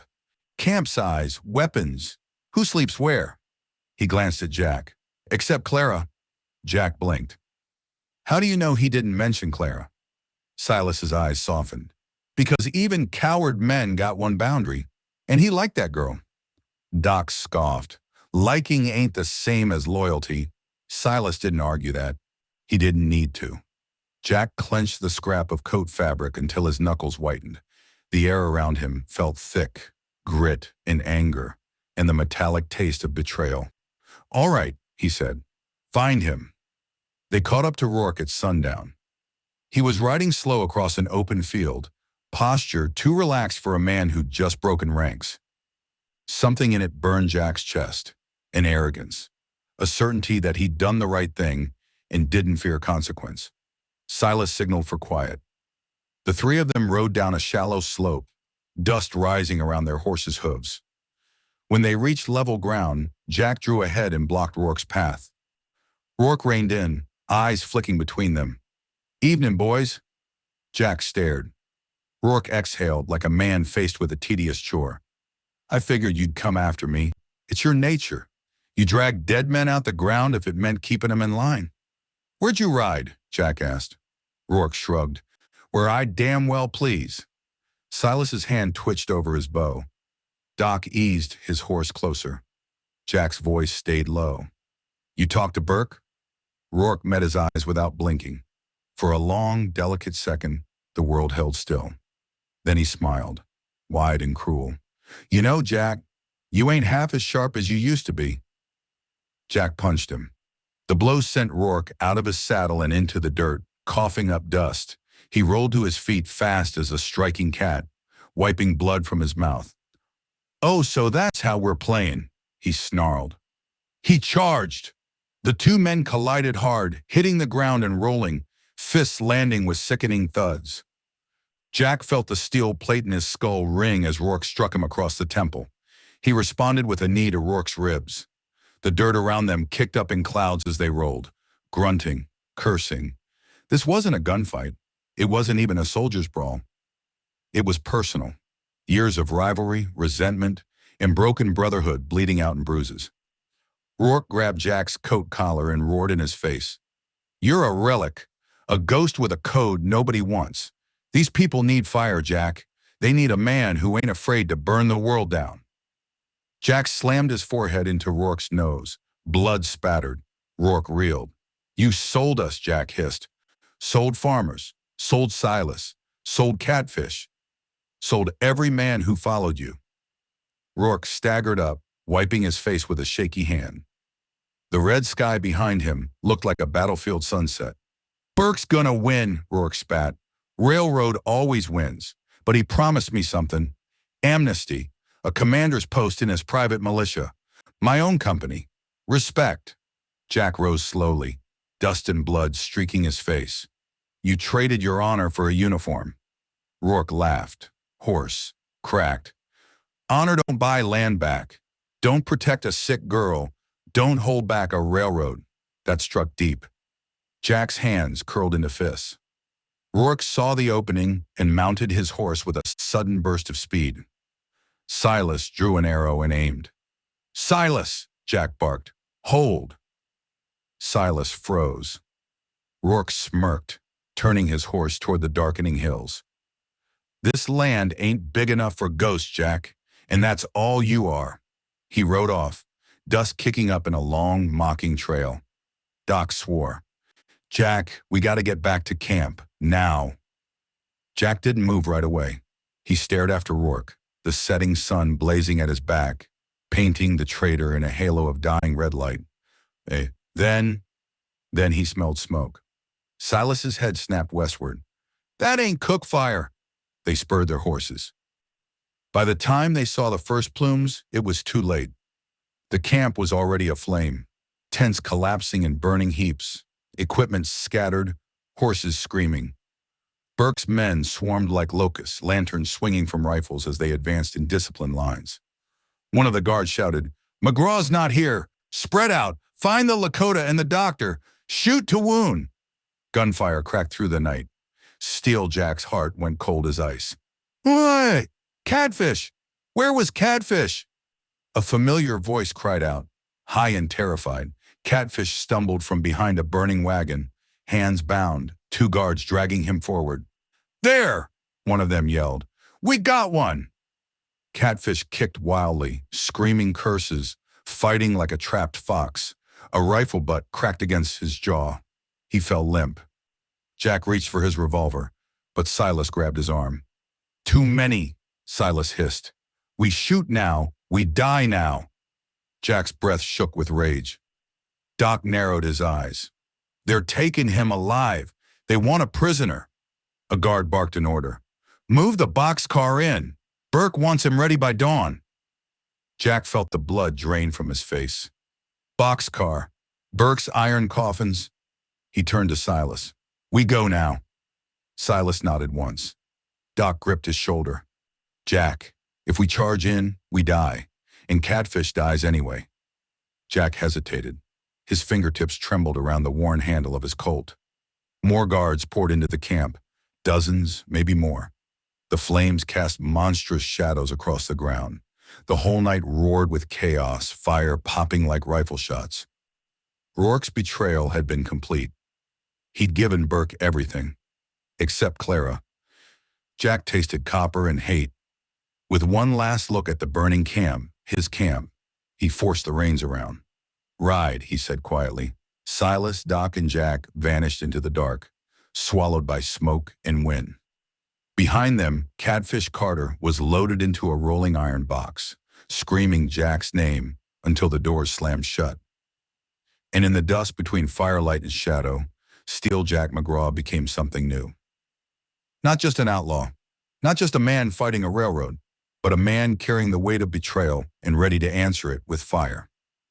Chapter 10. Iron coffins. The storm that had rolled in overnight still crouched low across the sky, a bruised ceiling of cloud hanging over the flatlands, threatening to split open at any hour. Steel Jack McGraw stood on the ridge overlooking the Union Pacific work camp, his duster snapping in the wind like a sail pulled too tight. The world below him was a sprawl of tents, lumber piles, cook fires, and steam-belching machinery. It looked less like a construction site and more like some metal-bellied beast squatting across the plains, devouring the land one spike at a time. The morning was cold enough to make a man think about home, if he had one.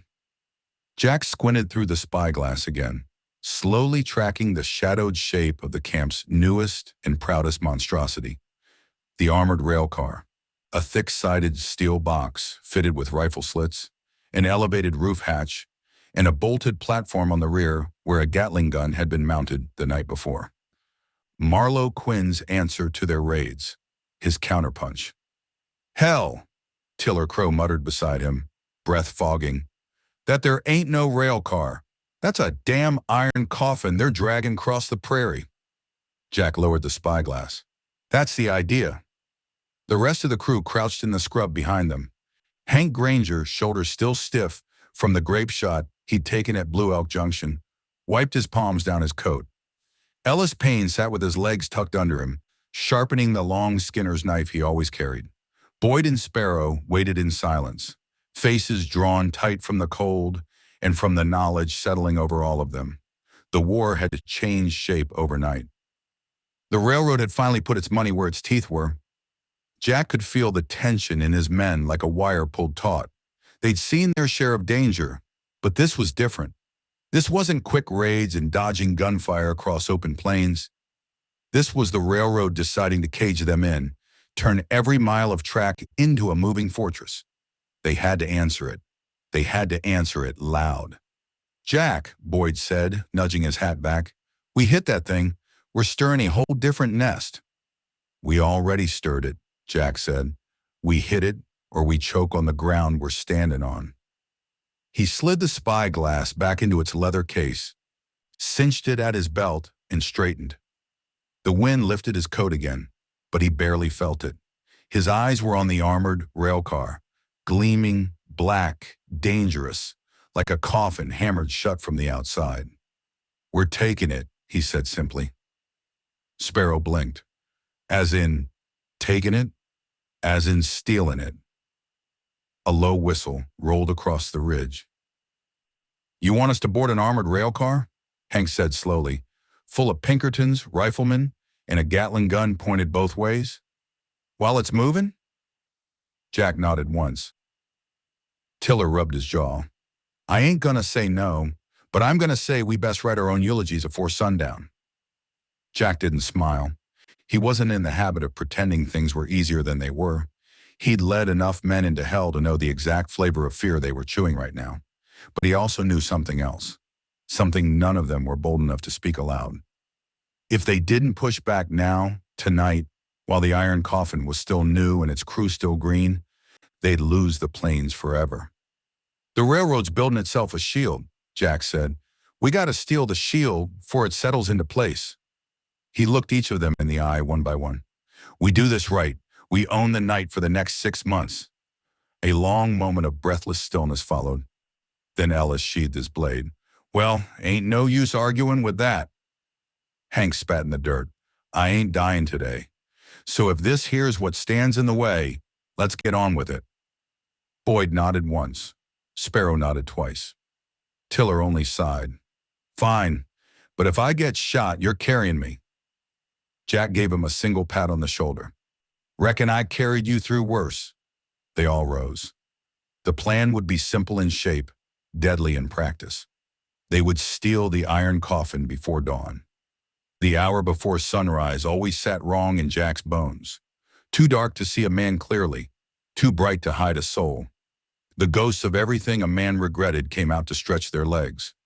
Tonight, those ghosts had company. The wind carried the sounds of the work camp, boots on gravel, the clang of steel on steel, the low murmur of men who wished they were asleep.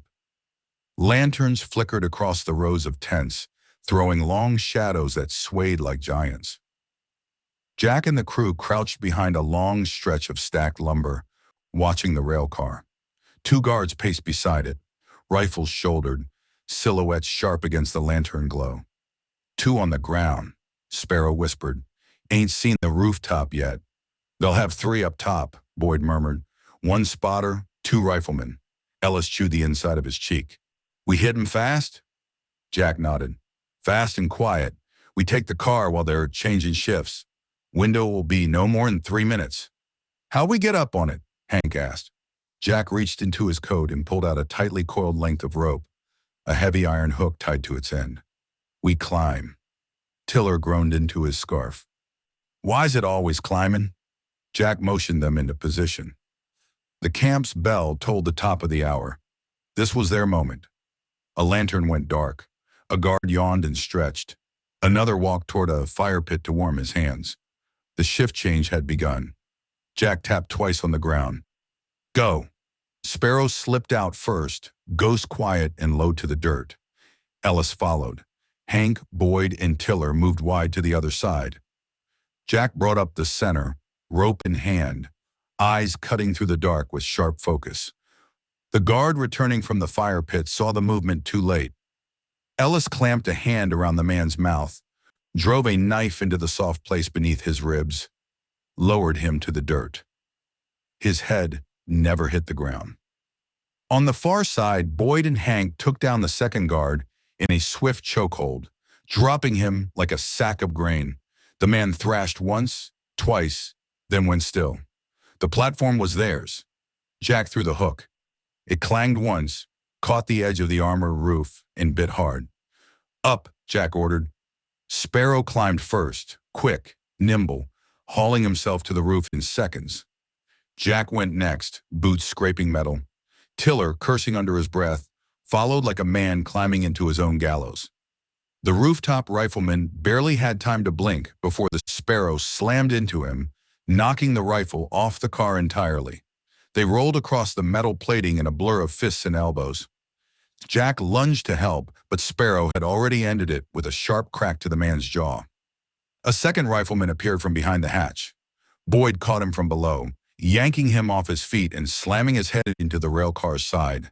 The body slumped over the edge, collapsing into the dirt with a dull thud. 3 men down, 1 left. The spotter burst from the hatch, saw Jack standing there, and froze just a second too long. Jack drove a punch into the man's throat, grabbed his collar, and dragged him into a chokehold. The man went limp before he could shout. Silence swept the rail car. Sparrow breathed hard. That all of them? No, Jack said. That's just the rooftop. Below, he could hear voices inside the armored hull, muffled, unaware. Still sleeping, still alive, still a threat. Jack knelt by the hatch, drew his revolver, and held up 3 fingers. 2. 1. He yanked the hatch open. A lantern inside swung lazily, casting long shadows across the cramped interior. 6 Pinkertons stirred from their bunks, eyes widening as they realized their coffin had been breached. Jack dropped into the middle of them like he'd fallen from heaven with fire on his heels. His revolver cracked once, dropping the first man before he'd even stood. Boyd leapt in after him, swinging the butt of his rifle. Ellis vaulted through the hatch with his knife already bared.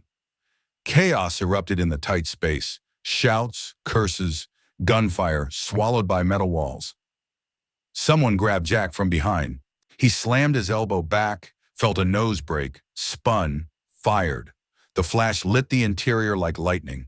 Hank barreled in, tackling a rifleman so hard the bunk collapsed under them both.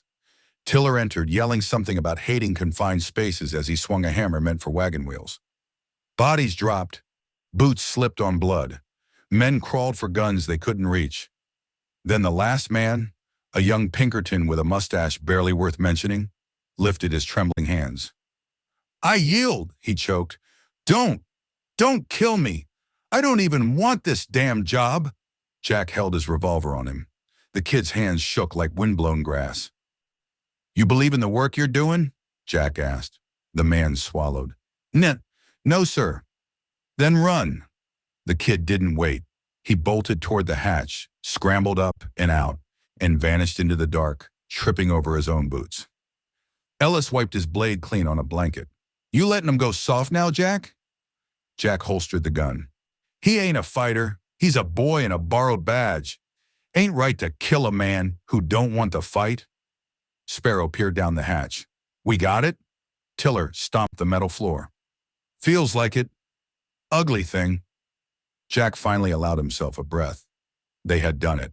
They had stolen the railroad's iron coffin and lived to tell it. But victory was a brief visitor on the plains.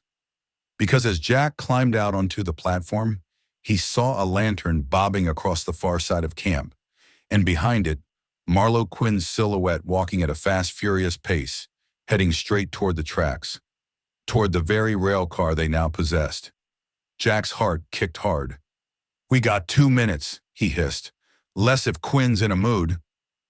Boyd dropped into the engineer's seat, staring at the thick steel levers. "I ain't never driven something like this." "Figure it out fast," Jack said.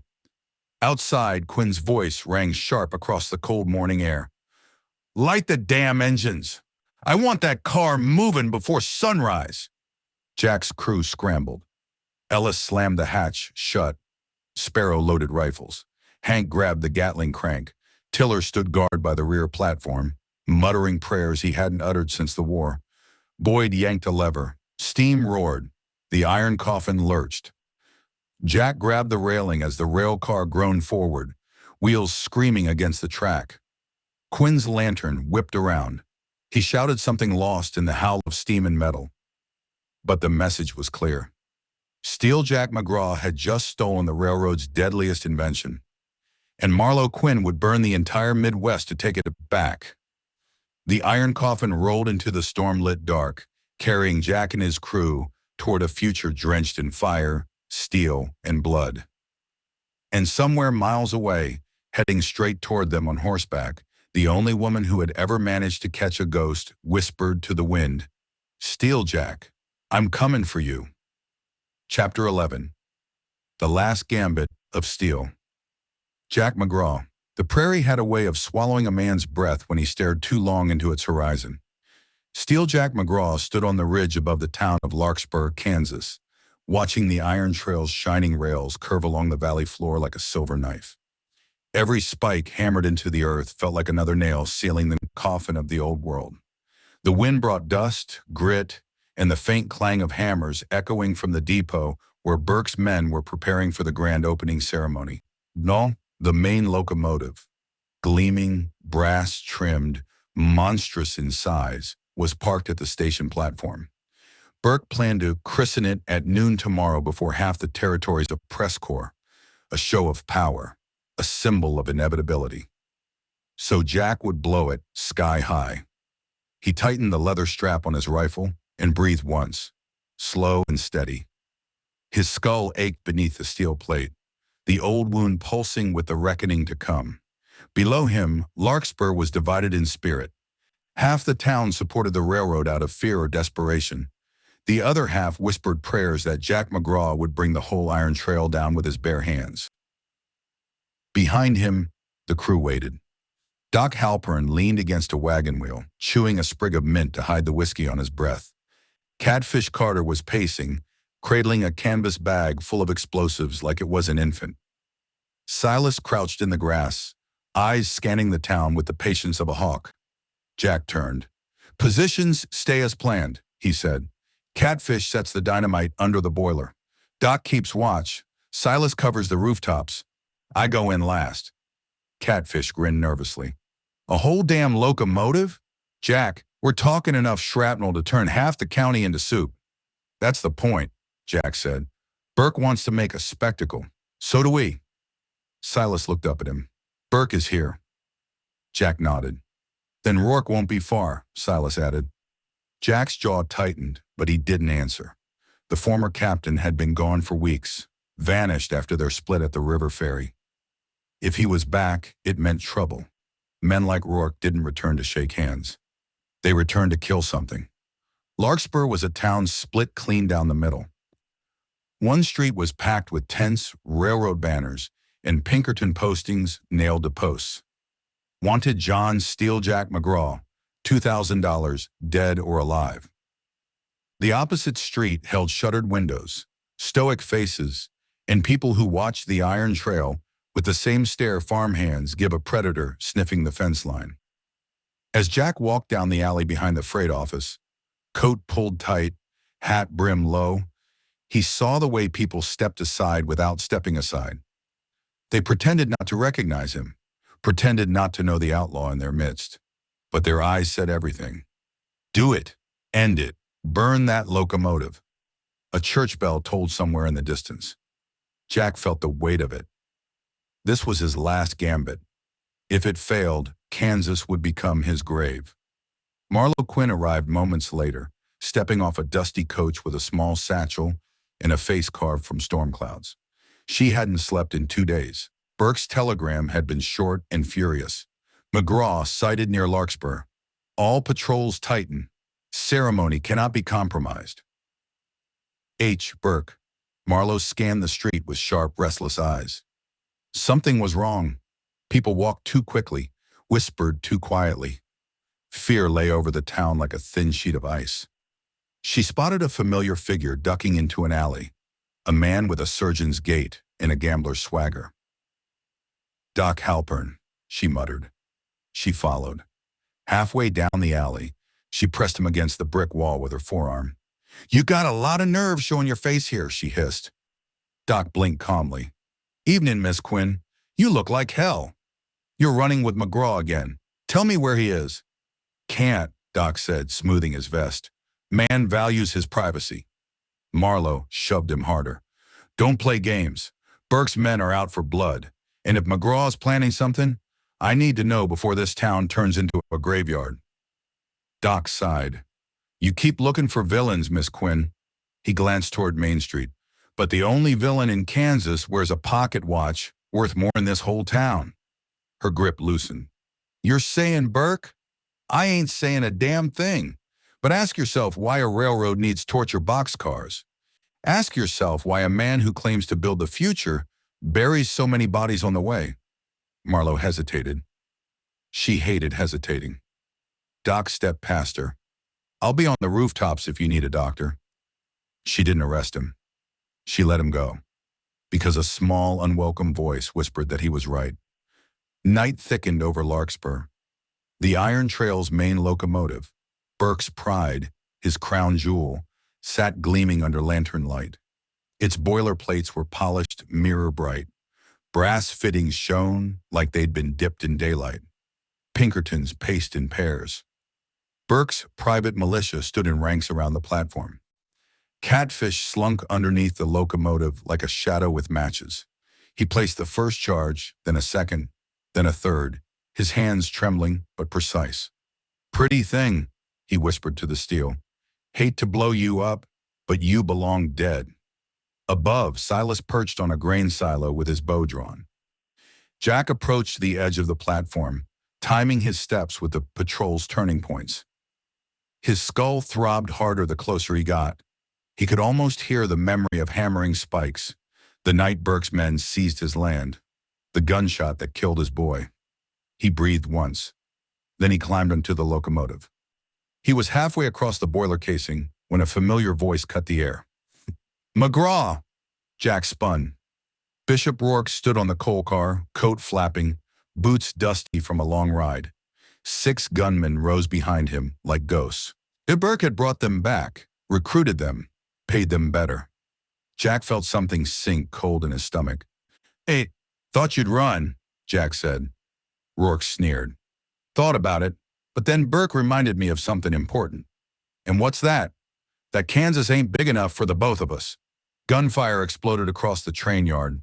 Oh, Jack dove behind the smokestack. Bullets pinged off steel. One tore through the brim of his hat. He rolled onto the roof of the boiler, firing back. 1, 2, 3 shots. Silas loosed an arrow, dropping the first of Rourke's hired guns. Catfish scrambled out from under the train, lighting a fuse with a curse. Rourke leapt onto the locomotive roof, landing hard, blade already drawn. Face me, Jack, he snarled. Jack rose, chest heaving, Revolver empty, he holstered it, drew his knife. Steel met steel in the lantern glow. Sparks flew. Rourke swung with all the zeal of a man who wanted to carve his name into history. "You got old," Rourke shouted as their blades clashed. "You got stupid," Jack answered. He drove an elbow into Rourke's ribs, then slashed across the man's shoulder. Rourke howled, stumbled, and Jack kicked him square in the chest. The former captain fell to his knees, bleeding heavily. Jack raised the knife, but he didn't strike. "I ain't killing you, Bishop," he said quietly. "War's long over." Rourke spat blood. "Not for me." He lunged, knife first. An arrow sang through the air. It struck Rourke clean through the throat. He dropped without a sound. Jack looked up sharply. Silas lowered his bow, face expressionless. Marlowe Quinn stood 20 yards away, frozen in place, having witnessed the whole fight. Rourke's ambush, Jack's mercy, Silas's fatal shot. Her face was unreadable. Then without a word, she turned and started walking toward town, toward Burke, toward the truth, toward the reckoning. Jack wiped a streak of blood off his cheek and looked at Rourke's body sprawled across the locomotive roof. One rival dead. One monster left. He hopped down just as Catfish ran up, breathless. "The fuses are set," Catfish said. "Whole thing goes up in 5 minutes." Jack looked at the shining steel Titan one last time. The engine Burke swore would be the heartbeat of a new America. "No," Jack murmured. Catfish blinked. "No." Jack pulled free the longest fuse. He held it between 2 fingers. "It goes up in 2. He struck the match. The fuse hissed, glowing bright and hungry, and the whole night seemed to lean in, waiting for the end of the Iron Trail's beginning. Chapter 12. Dead or Alive. The morning the Iron Trail Company chose to crush Steel Jack McGraw once and for all began with a sky the color of a blood-orange bruise. Even before first light, the town of Harrow Junction was awake in the wrong kind of way. Shutters slammed shut, wagons boarded, children dragged indoors by their mothers. A hush clung to the streets as though the air itself meant to hide. Burke's men came riding in like a private army, carrying rifles they hadn't earned and authority no one had given them. Pinkertons rode point, Iron Trail Company guards behind them, and the company's newly hired militia, farmhands turned sellswords, brought up the rest. They moved with the precision of men promised big money or bigger punishment. Burke rode at the center on a glossy black horse, his long coat snapping behind him like a dark banner, his pocket watch gleaming even in the dim light. He didn't need a badge. The Iron Trail Company was its own government. As the force spread across the town, sealing exits and choking alleys, Burke lifted his hand and spoke to the Pinkerton captain beside him. "Today, Mr. Hardin," he said, "the outlaw plague ends." Then he snapped the watch shut, an executioner pleased with the hour. Jack felt the tremor in the ground before he heard the hoofbeats. He crouched behind a half-built freight platform, Silas beside him, both men studying the sweep of Burke's forces across Harrow Junction. Jack's shoulder was wrapped tight, still bleeding from Rourke's blade days earlier, but his jaw was set in that quiet, lethal way of his. "Burke ain't coming this heavy unless he's scared," Jack muttered. Silas nodded. "Fear makes men stupid," he said calmly. "Dangerous, too." Doc Halpern appeared from behind a stacked pile of lumber, breathless, spectacles fogged.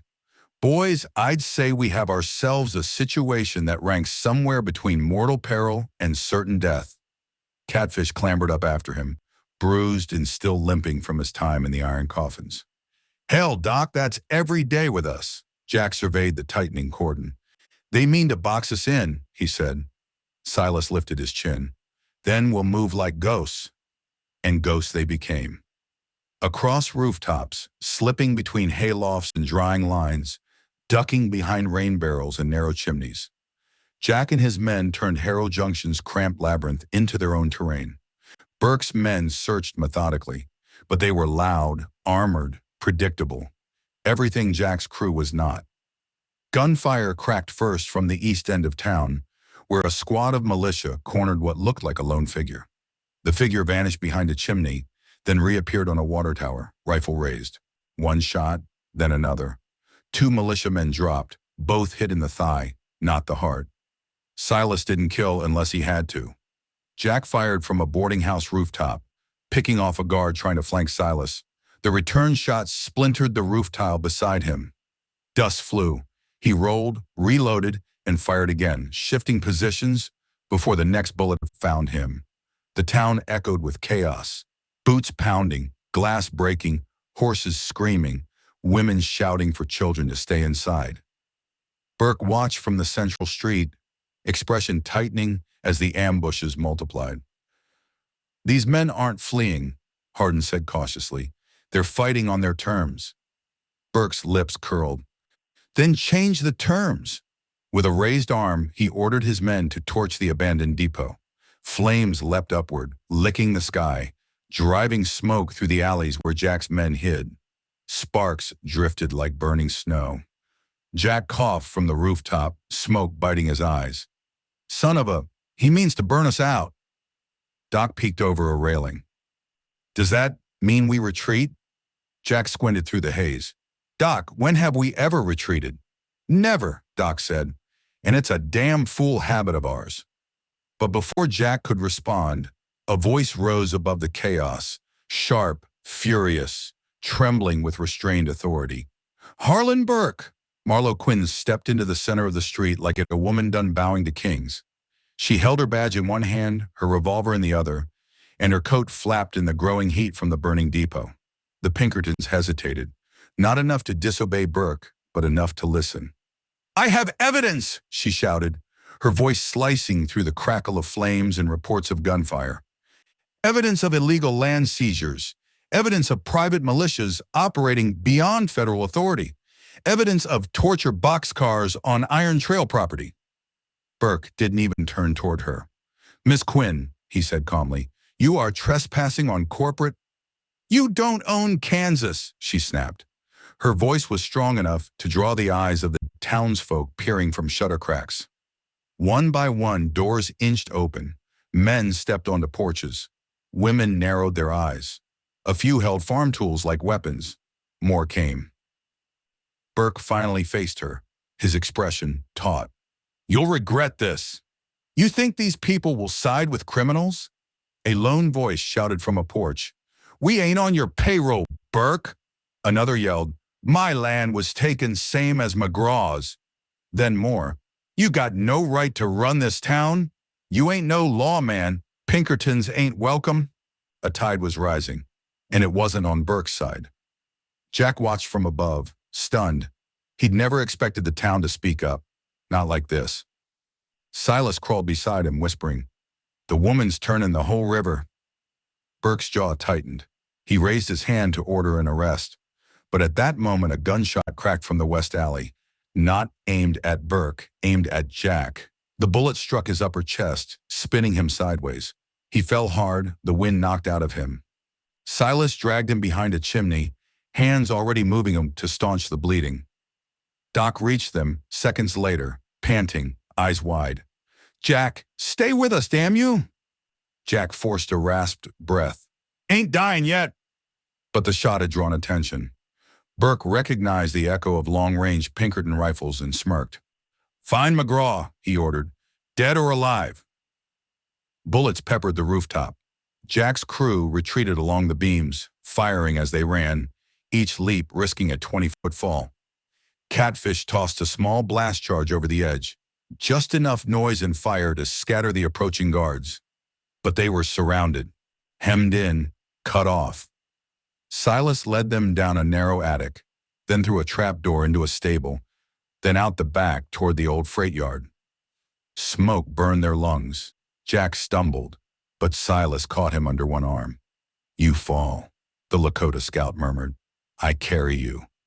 "No time," Jack whispered hoarsely. But the chase ended when Burke stepped out from behind a rail car, revolver already raised. The Iron Trail president's silhouette mingled with the drifting smoke, like a demon crowned in flame. His men fanned out around him, guns leveled. Jack stood swaying, Doc readying his pistol, Catfish pulling a fuse but too weak to throw it, Silas gripping his bow. Too many enemies. Too tight a circle. No escape. Burke aimed at Jack's heart. "This," he said calmly, "is justice." Jack stared him down, not flinching. "You don't get to speak that word." Burke cocked the hammer.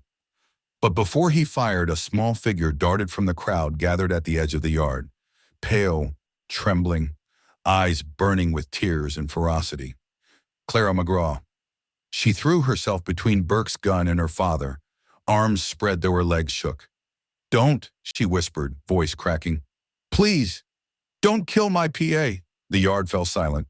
Even the fire seemed to pause its roar. Burke's eye twitched. A child was not in the script of power, not in the ledger of cost. "Move, girl," he said. She didn't. Move. She didn't move. She only lifted her chin, her voice a trembling blade. "He's the only good man left in Kansas." Burke hesitated. Just long enough. Just one heartbeat. From the crowd, Deputy Marshal Greavy stepped forward, rifle raised. His voice rang out like a verdict. "Burke, your time's up." Burke turned, but too slow. Greavy fired. The bullet struck the Iron Trail tycoon clean in the chest. Burke staggered back, pocket watch tumbling from his vest, its gold chain snapping. He looked at the shattered timepiece as though time itself had betrayed him. Then he fell. Dead. Shock rippled through the yard. Burke's men lowered their guns, some in disbelief, some in relief. None loyal enough to keep fighting now. Silas exhaled slowly. Catfish sagged. Doc muttered a quiet prayer. Jack, pale and bleeding, pulled Clara close, burying his face in her hair, trembling harder than she was. Up on the ridge above the freight yard, Marlowe Quinn holstered her gun, the flames reflecting in her storm-dark eyes. She had not fired the shot, but she had lit the fuse that made it possible. Harrow Junction stood still. Then, slowly, townsfolk stepped toward Jack, not to arrest him, not to condemn him, but to help. Hands lifted him, held Clara, guided the others. The Iron Trail assault died with its master. The railroad, for the first time, retreated. And the legend of Steel Jack McGraw grew another shadow, another scar, another whisper carried on a Kansas wind that had seen too much blood for one lifetime. Chapter 13. The End of the Iron Trail. Morning crawled over Kansas like a man rising from a long night of drinking, slow, uneven, and ashamed of what it had done. The ruins of the previous day's battle lay across the rail yard in crooked silhouettes.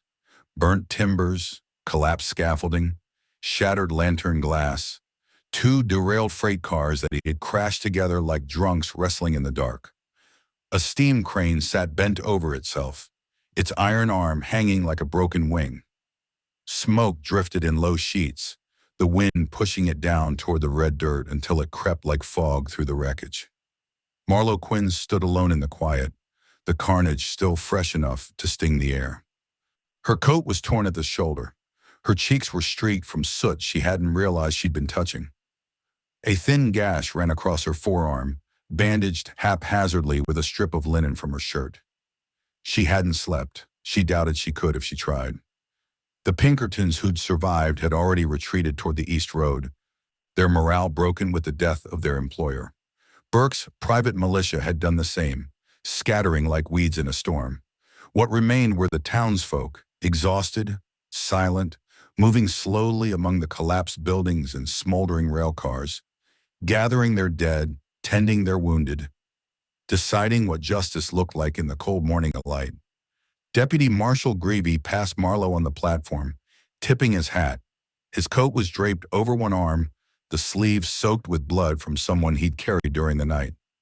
"Miss Quinn," he said softly, "heard you were still out here."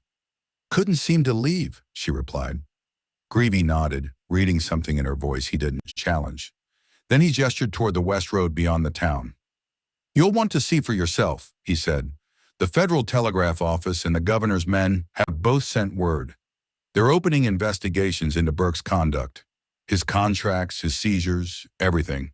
Seems yesterday's bloodshed kicked a hornet's nest in Washington. Iron Trail's operations are suspended till further notice. He waited for her reaction. Marlowe only exhaled, her breath turning white in the cool morning. It won't bring back the people he ruined, she said. No, Greavy said, but it sure as hell stops him from ruining more. He started to walk away, then paused. For what it's worth, I saw what you did with those papers. Marlowe said nothing. Her fingers tightened slightly around the small leather file tucked inside her coat. You don't strike me as someone who misplaces evidence, he said. Figure if the world thinks Jack McGraw bled out last night. Maybe that'll give him a chance nobody else ever did. Marlowe's jaw tensed. Careful what you assume, Marshal. Oh, I'm not assuming, he smiled faintly. I'm thanking you. He tipped his hat again and walked off. Marlowe's breath trembled as she looked out over the tracks one more time. The Federal Review meant the Iron Trail would be dismantled. Pinkertons would be pulled back. No more ghost trains of imprisoned homesteaders. No more land stolen on forged documents. No more quiet bodies in unmarked graves. But it also meant the world would hunt for someone to blame. And she had already chosen exactly who would never be found. Steel Jack McGraw died last night, she had written in her report. Gunshot wounds received during the unlawful assault. She had signed it neat and steady, even as her hand trembled inside. Now that lie lived in cold ink, permanent, binding, final. She wasn't sure if it made her better or worse. They found Clara sitting beside the riverbank behind the church, her father's coat draped around her slender shoulders. Catfish was hauling water in tin buckets, limping on a twisted ankle. Silas was binding up a new set of arrows with cord he'd salvaged from wreckage. Doc Halpern was dozing upright on the wagon bench, snoring lightly, a cigarette burned to ash between two fingers. And Jack McGraw was alive. Barely. His torso was wrapped in a thick sling of linen, reinforced with old saddle leather to stop the bleeding. One arm hung in a makeshift sling. His chest rose and fell in shallow, shaking waves. Clara never drifted more than a few inches from him. Marlowe approached slowly, boots crunching on gravel. Silas glanced up first. You here to finish it? He asked quietly. His tone wasn't hostile, just tired. Marlowe lifted her hand slightly. No, I'm here to make sure he gets out of Kansas alive. Doc rubbed sleep from his eyes. Well, that's mighty charitable considering the number of bullets he sent in your direction the last few weeks. That was a different war, she said, and it ended last night. Jack stirred, eyes cracking open. His voice was a thin rasp. Miss Quinn. McGraw, she said gently. You look about half dead. Feels like 3/4. Clara wiped her eyes with the heel of her hand. Marlowe knelt beside him. The railroad's finished. Washington's shutting everything down. Pinkertons are withdrawing by morning. Jack gave a faint, humorless smile. Good. Maybe now these folks can breathe again. They'll breathe easier if you don't appear on any wanted posters, she said. He raised a brow. That an offer? It's already done, she said. Jack blinked slowly. You falsifying records now, Miss Quinn? I'm falsifying justice, she said. Feels like the first honest thing I've done in months. Doc chuckled softly. Hell of a thing, ain't it? Country's changing so damn fast, even the law's got to lie to keep up. Marlowe reached into her coat and placed a small sealed envelope beside Jack's hand. In there is a death certificate, 2 witness affidavits, and my official report, she said. If anyone ever challenges your fate, they'll find a neat little story with no loose threads. Jack stared at it a long moment. Why? She swallowed. It was a question she wished he hadn't asked. Because I spent too long helping men like Burke, she said. Too long letting the word law blind me to the word right. Jack nodded faintly. You're a good woman, Marlowe. No, she said softly. Just one trying to stop being a coward. She stood, stepping back. Silas and Doc exchanged looks, grateful, wary, relieved. Catfish sniffed and wiped his nose. Reckon you ain't as bad as I thought, Miss Quinn. High praise, she said dryly. Jack tried to laugh, winced, and settled for a grunt. Marlowe turned towards Silas. You need a wagon? Already got one, he said, nodding toward the old farm wagon behind them. Marlowe reached into her coat again and produced a folded map. Follow this west until you hit the old military trail. It's damn near abandoned. You'll cross into New Mexico territory in 4 days if you take it slow. Doc took the map, scanning it. Damn, you even marked the water holes. Miss Quinn, don't take this wrong, but you're more useful as an outlaw than a detective. She smirked. Don't tempt me. Jack reached out, his good hand brushing Marlowe's wrist. His touch was light but steady. You saved my daughter, he whispered, and you saved me. If ever you find yourself on the wrong end of the world, you look west. We'll be there. Marlowe swallowed hard. Go, she said, before the sun gets too high. Silas clucked to the horses. Doc climbed the wagon bench. Catfish hopped aboard, looking back at the town he'd nearly died defending. Clara settled beside her father, her thin fingers lacing through his. The wagon groaned forward. As they rolled west, the morning light caught the dust rising behind them, turning it gold. It looked almost holy, almost like a benediction. Marlowe stood on the ridge above town, watching the wagon follow the long dirt road until it thinned into a pale line against the horizon. She had no badge now. Not really. She had no employer, no certain future. Only the quiet certainty that she'd chosen the right side when it mattered. The wind carried the wagon's last faint clatter away, leaving only silence. Marlowe let out a slow breath.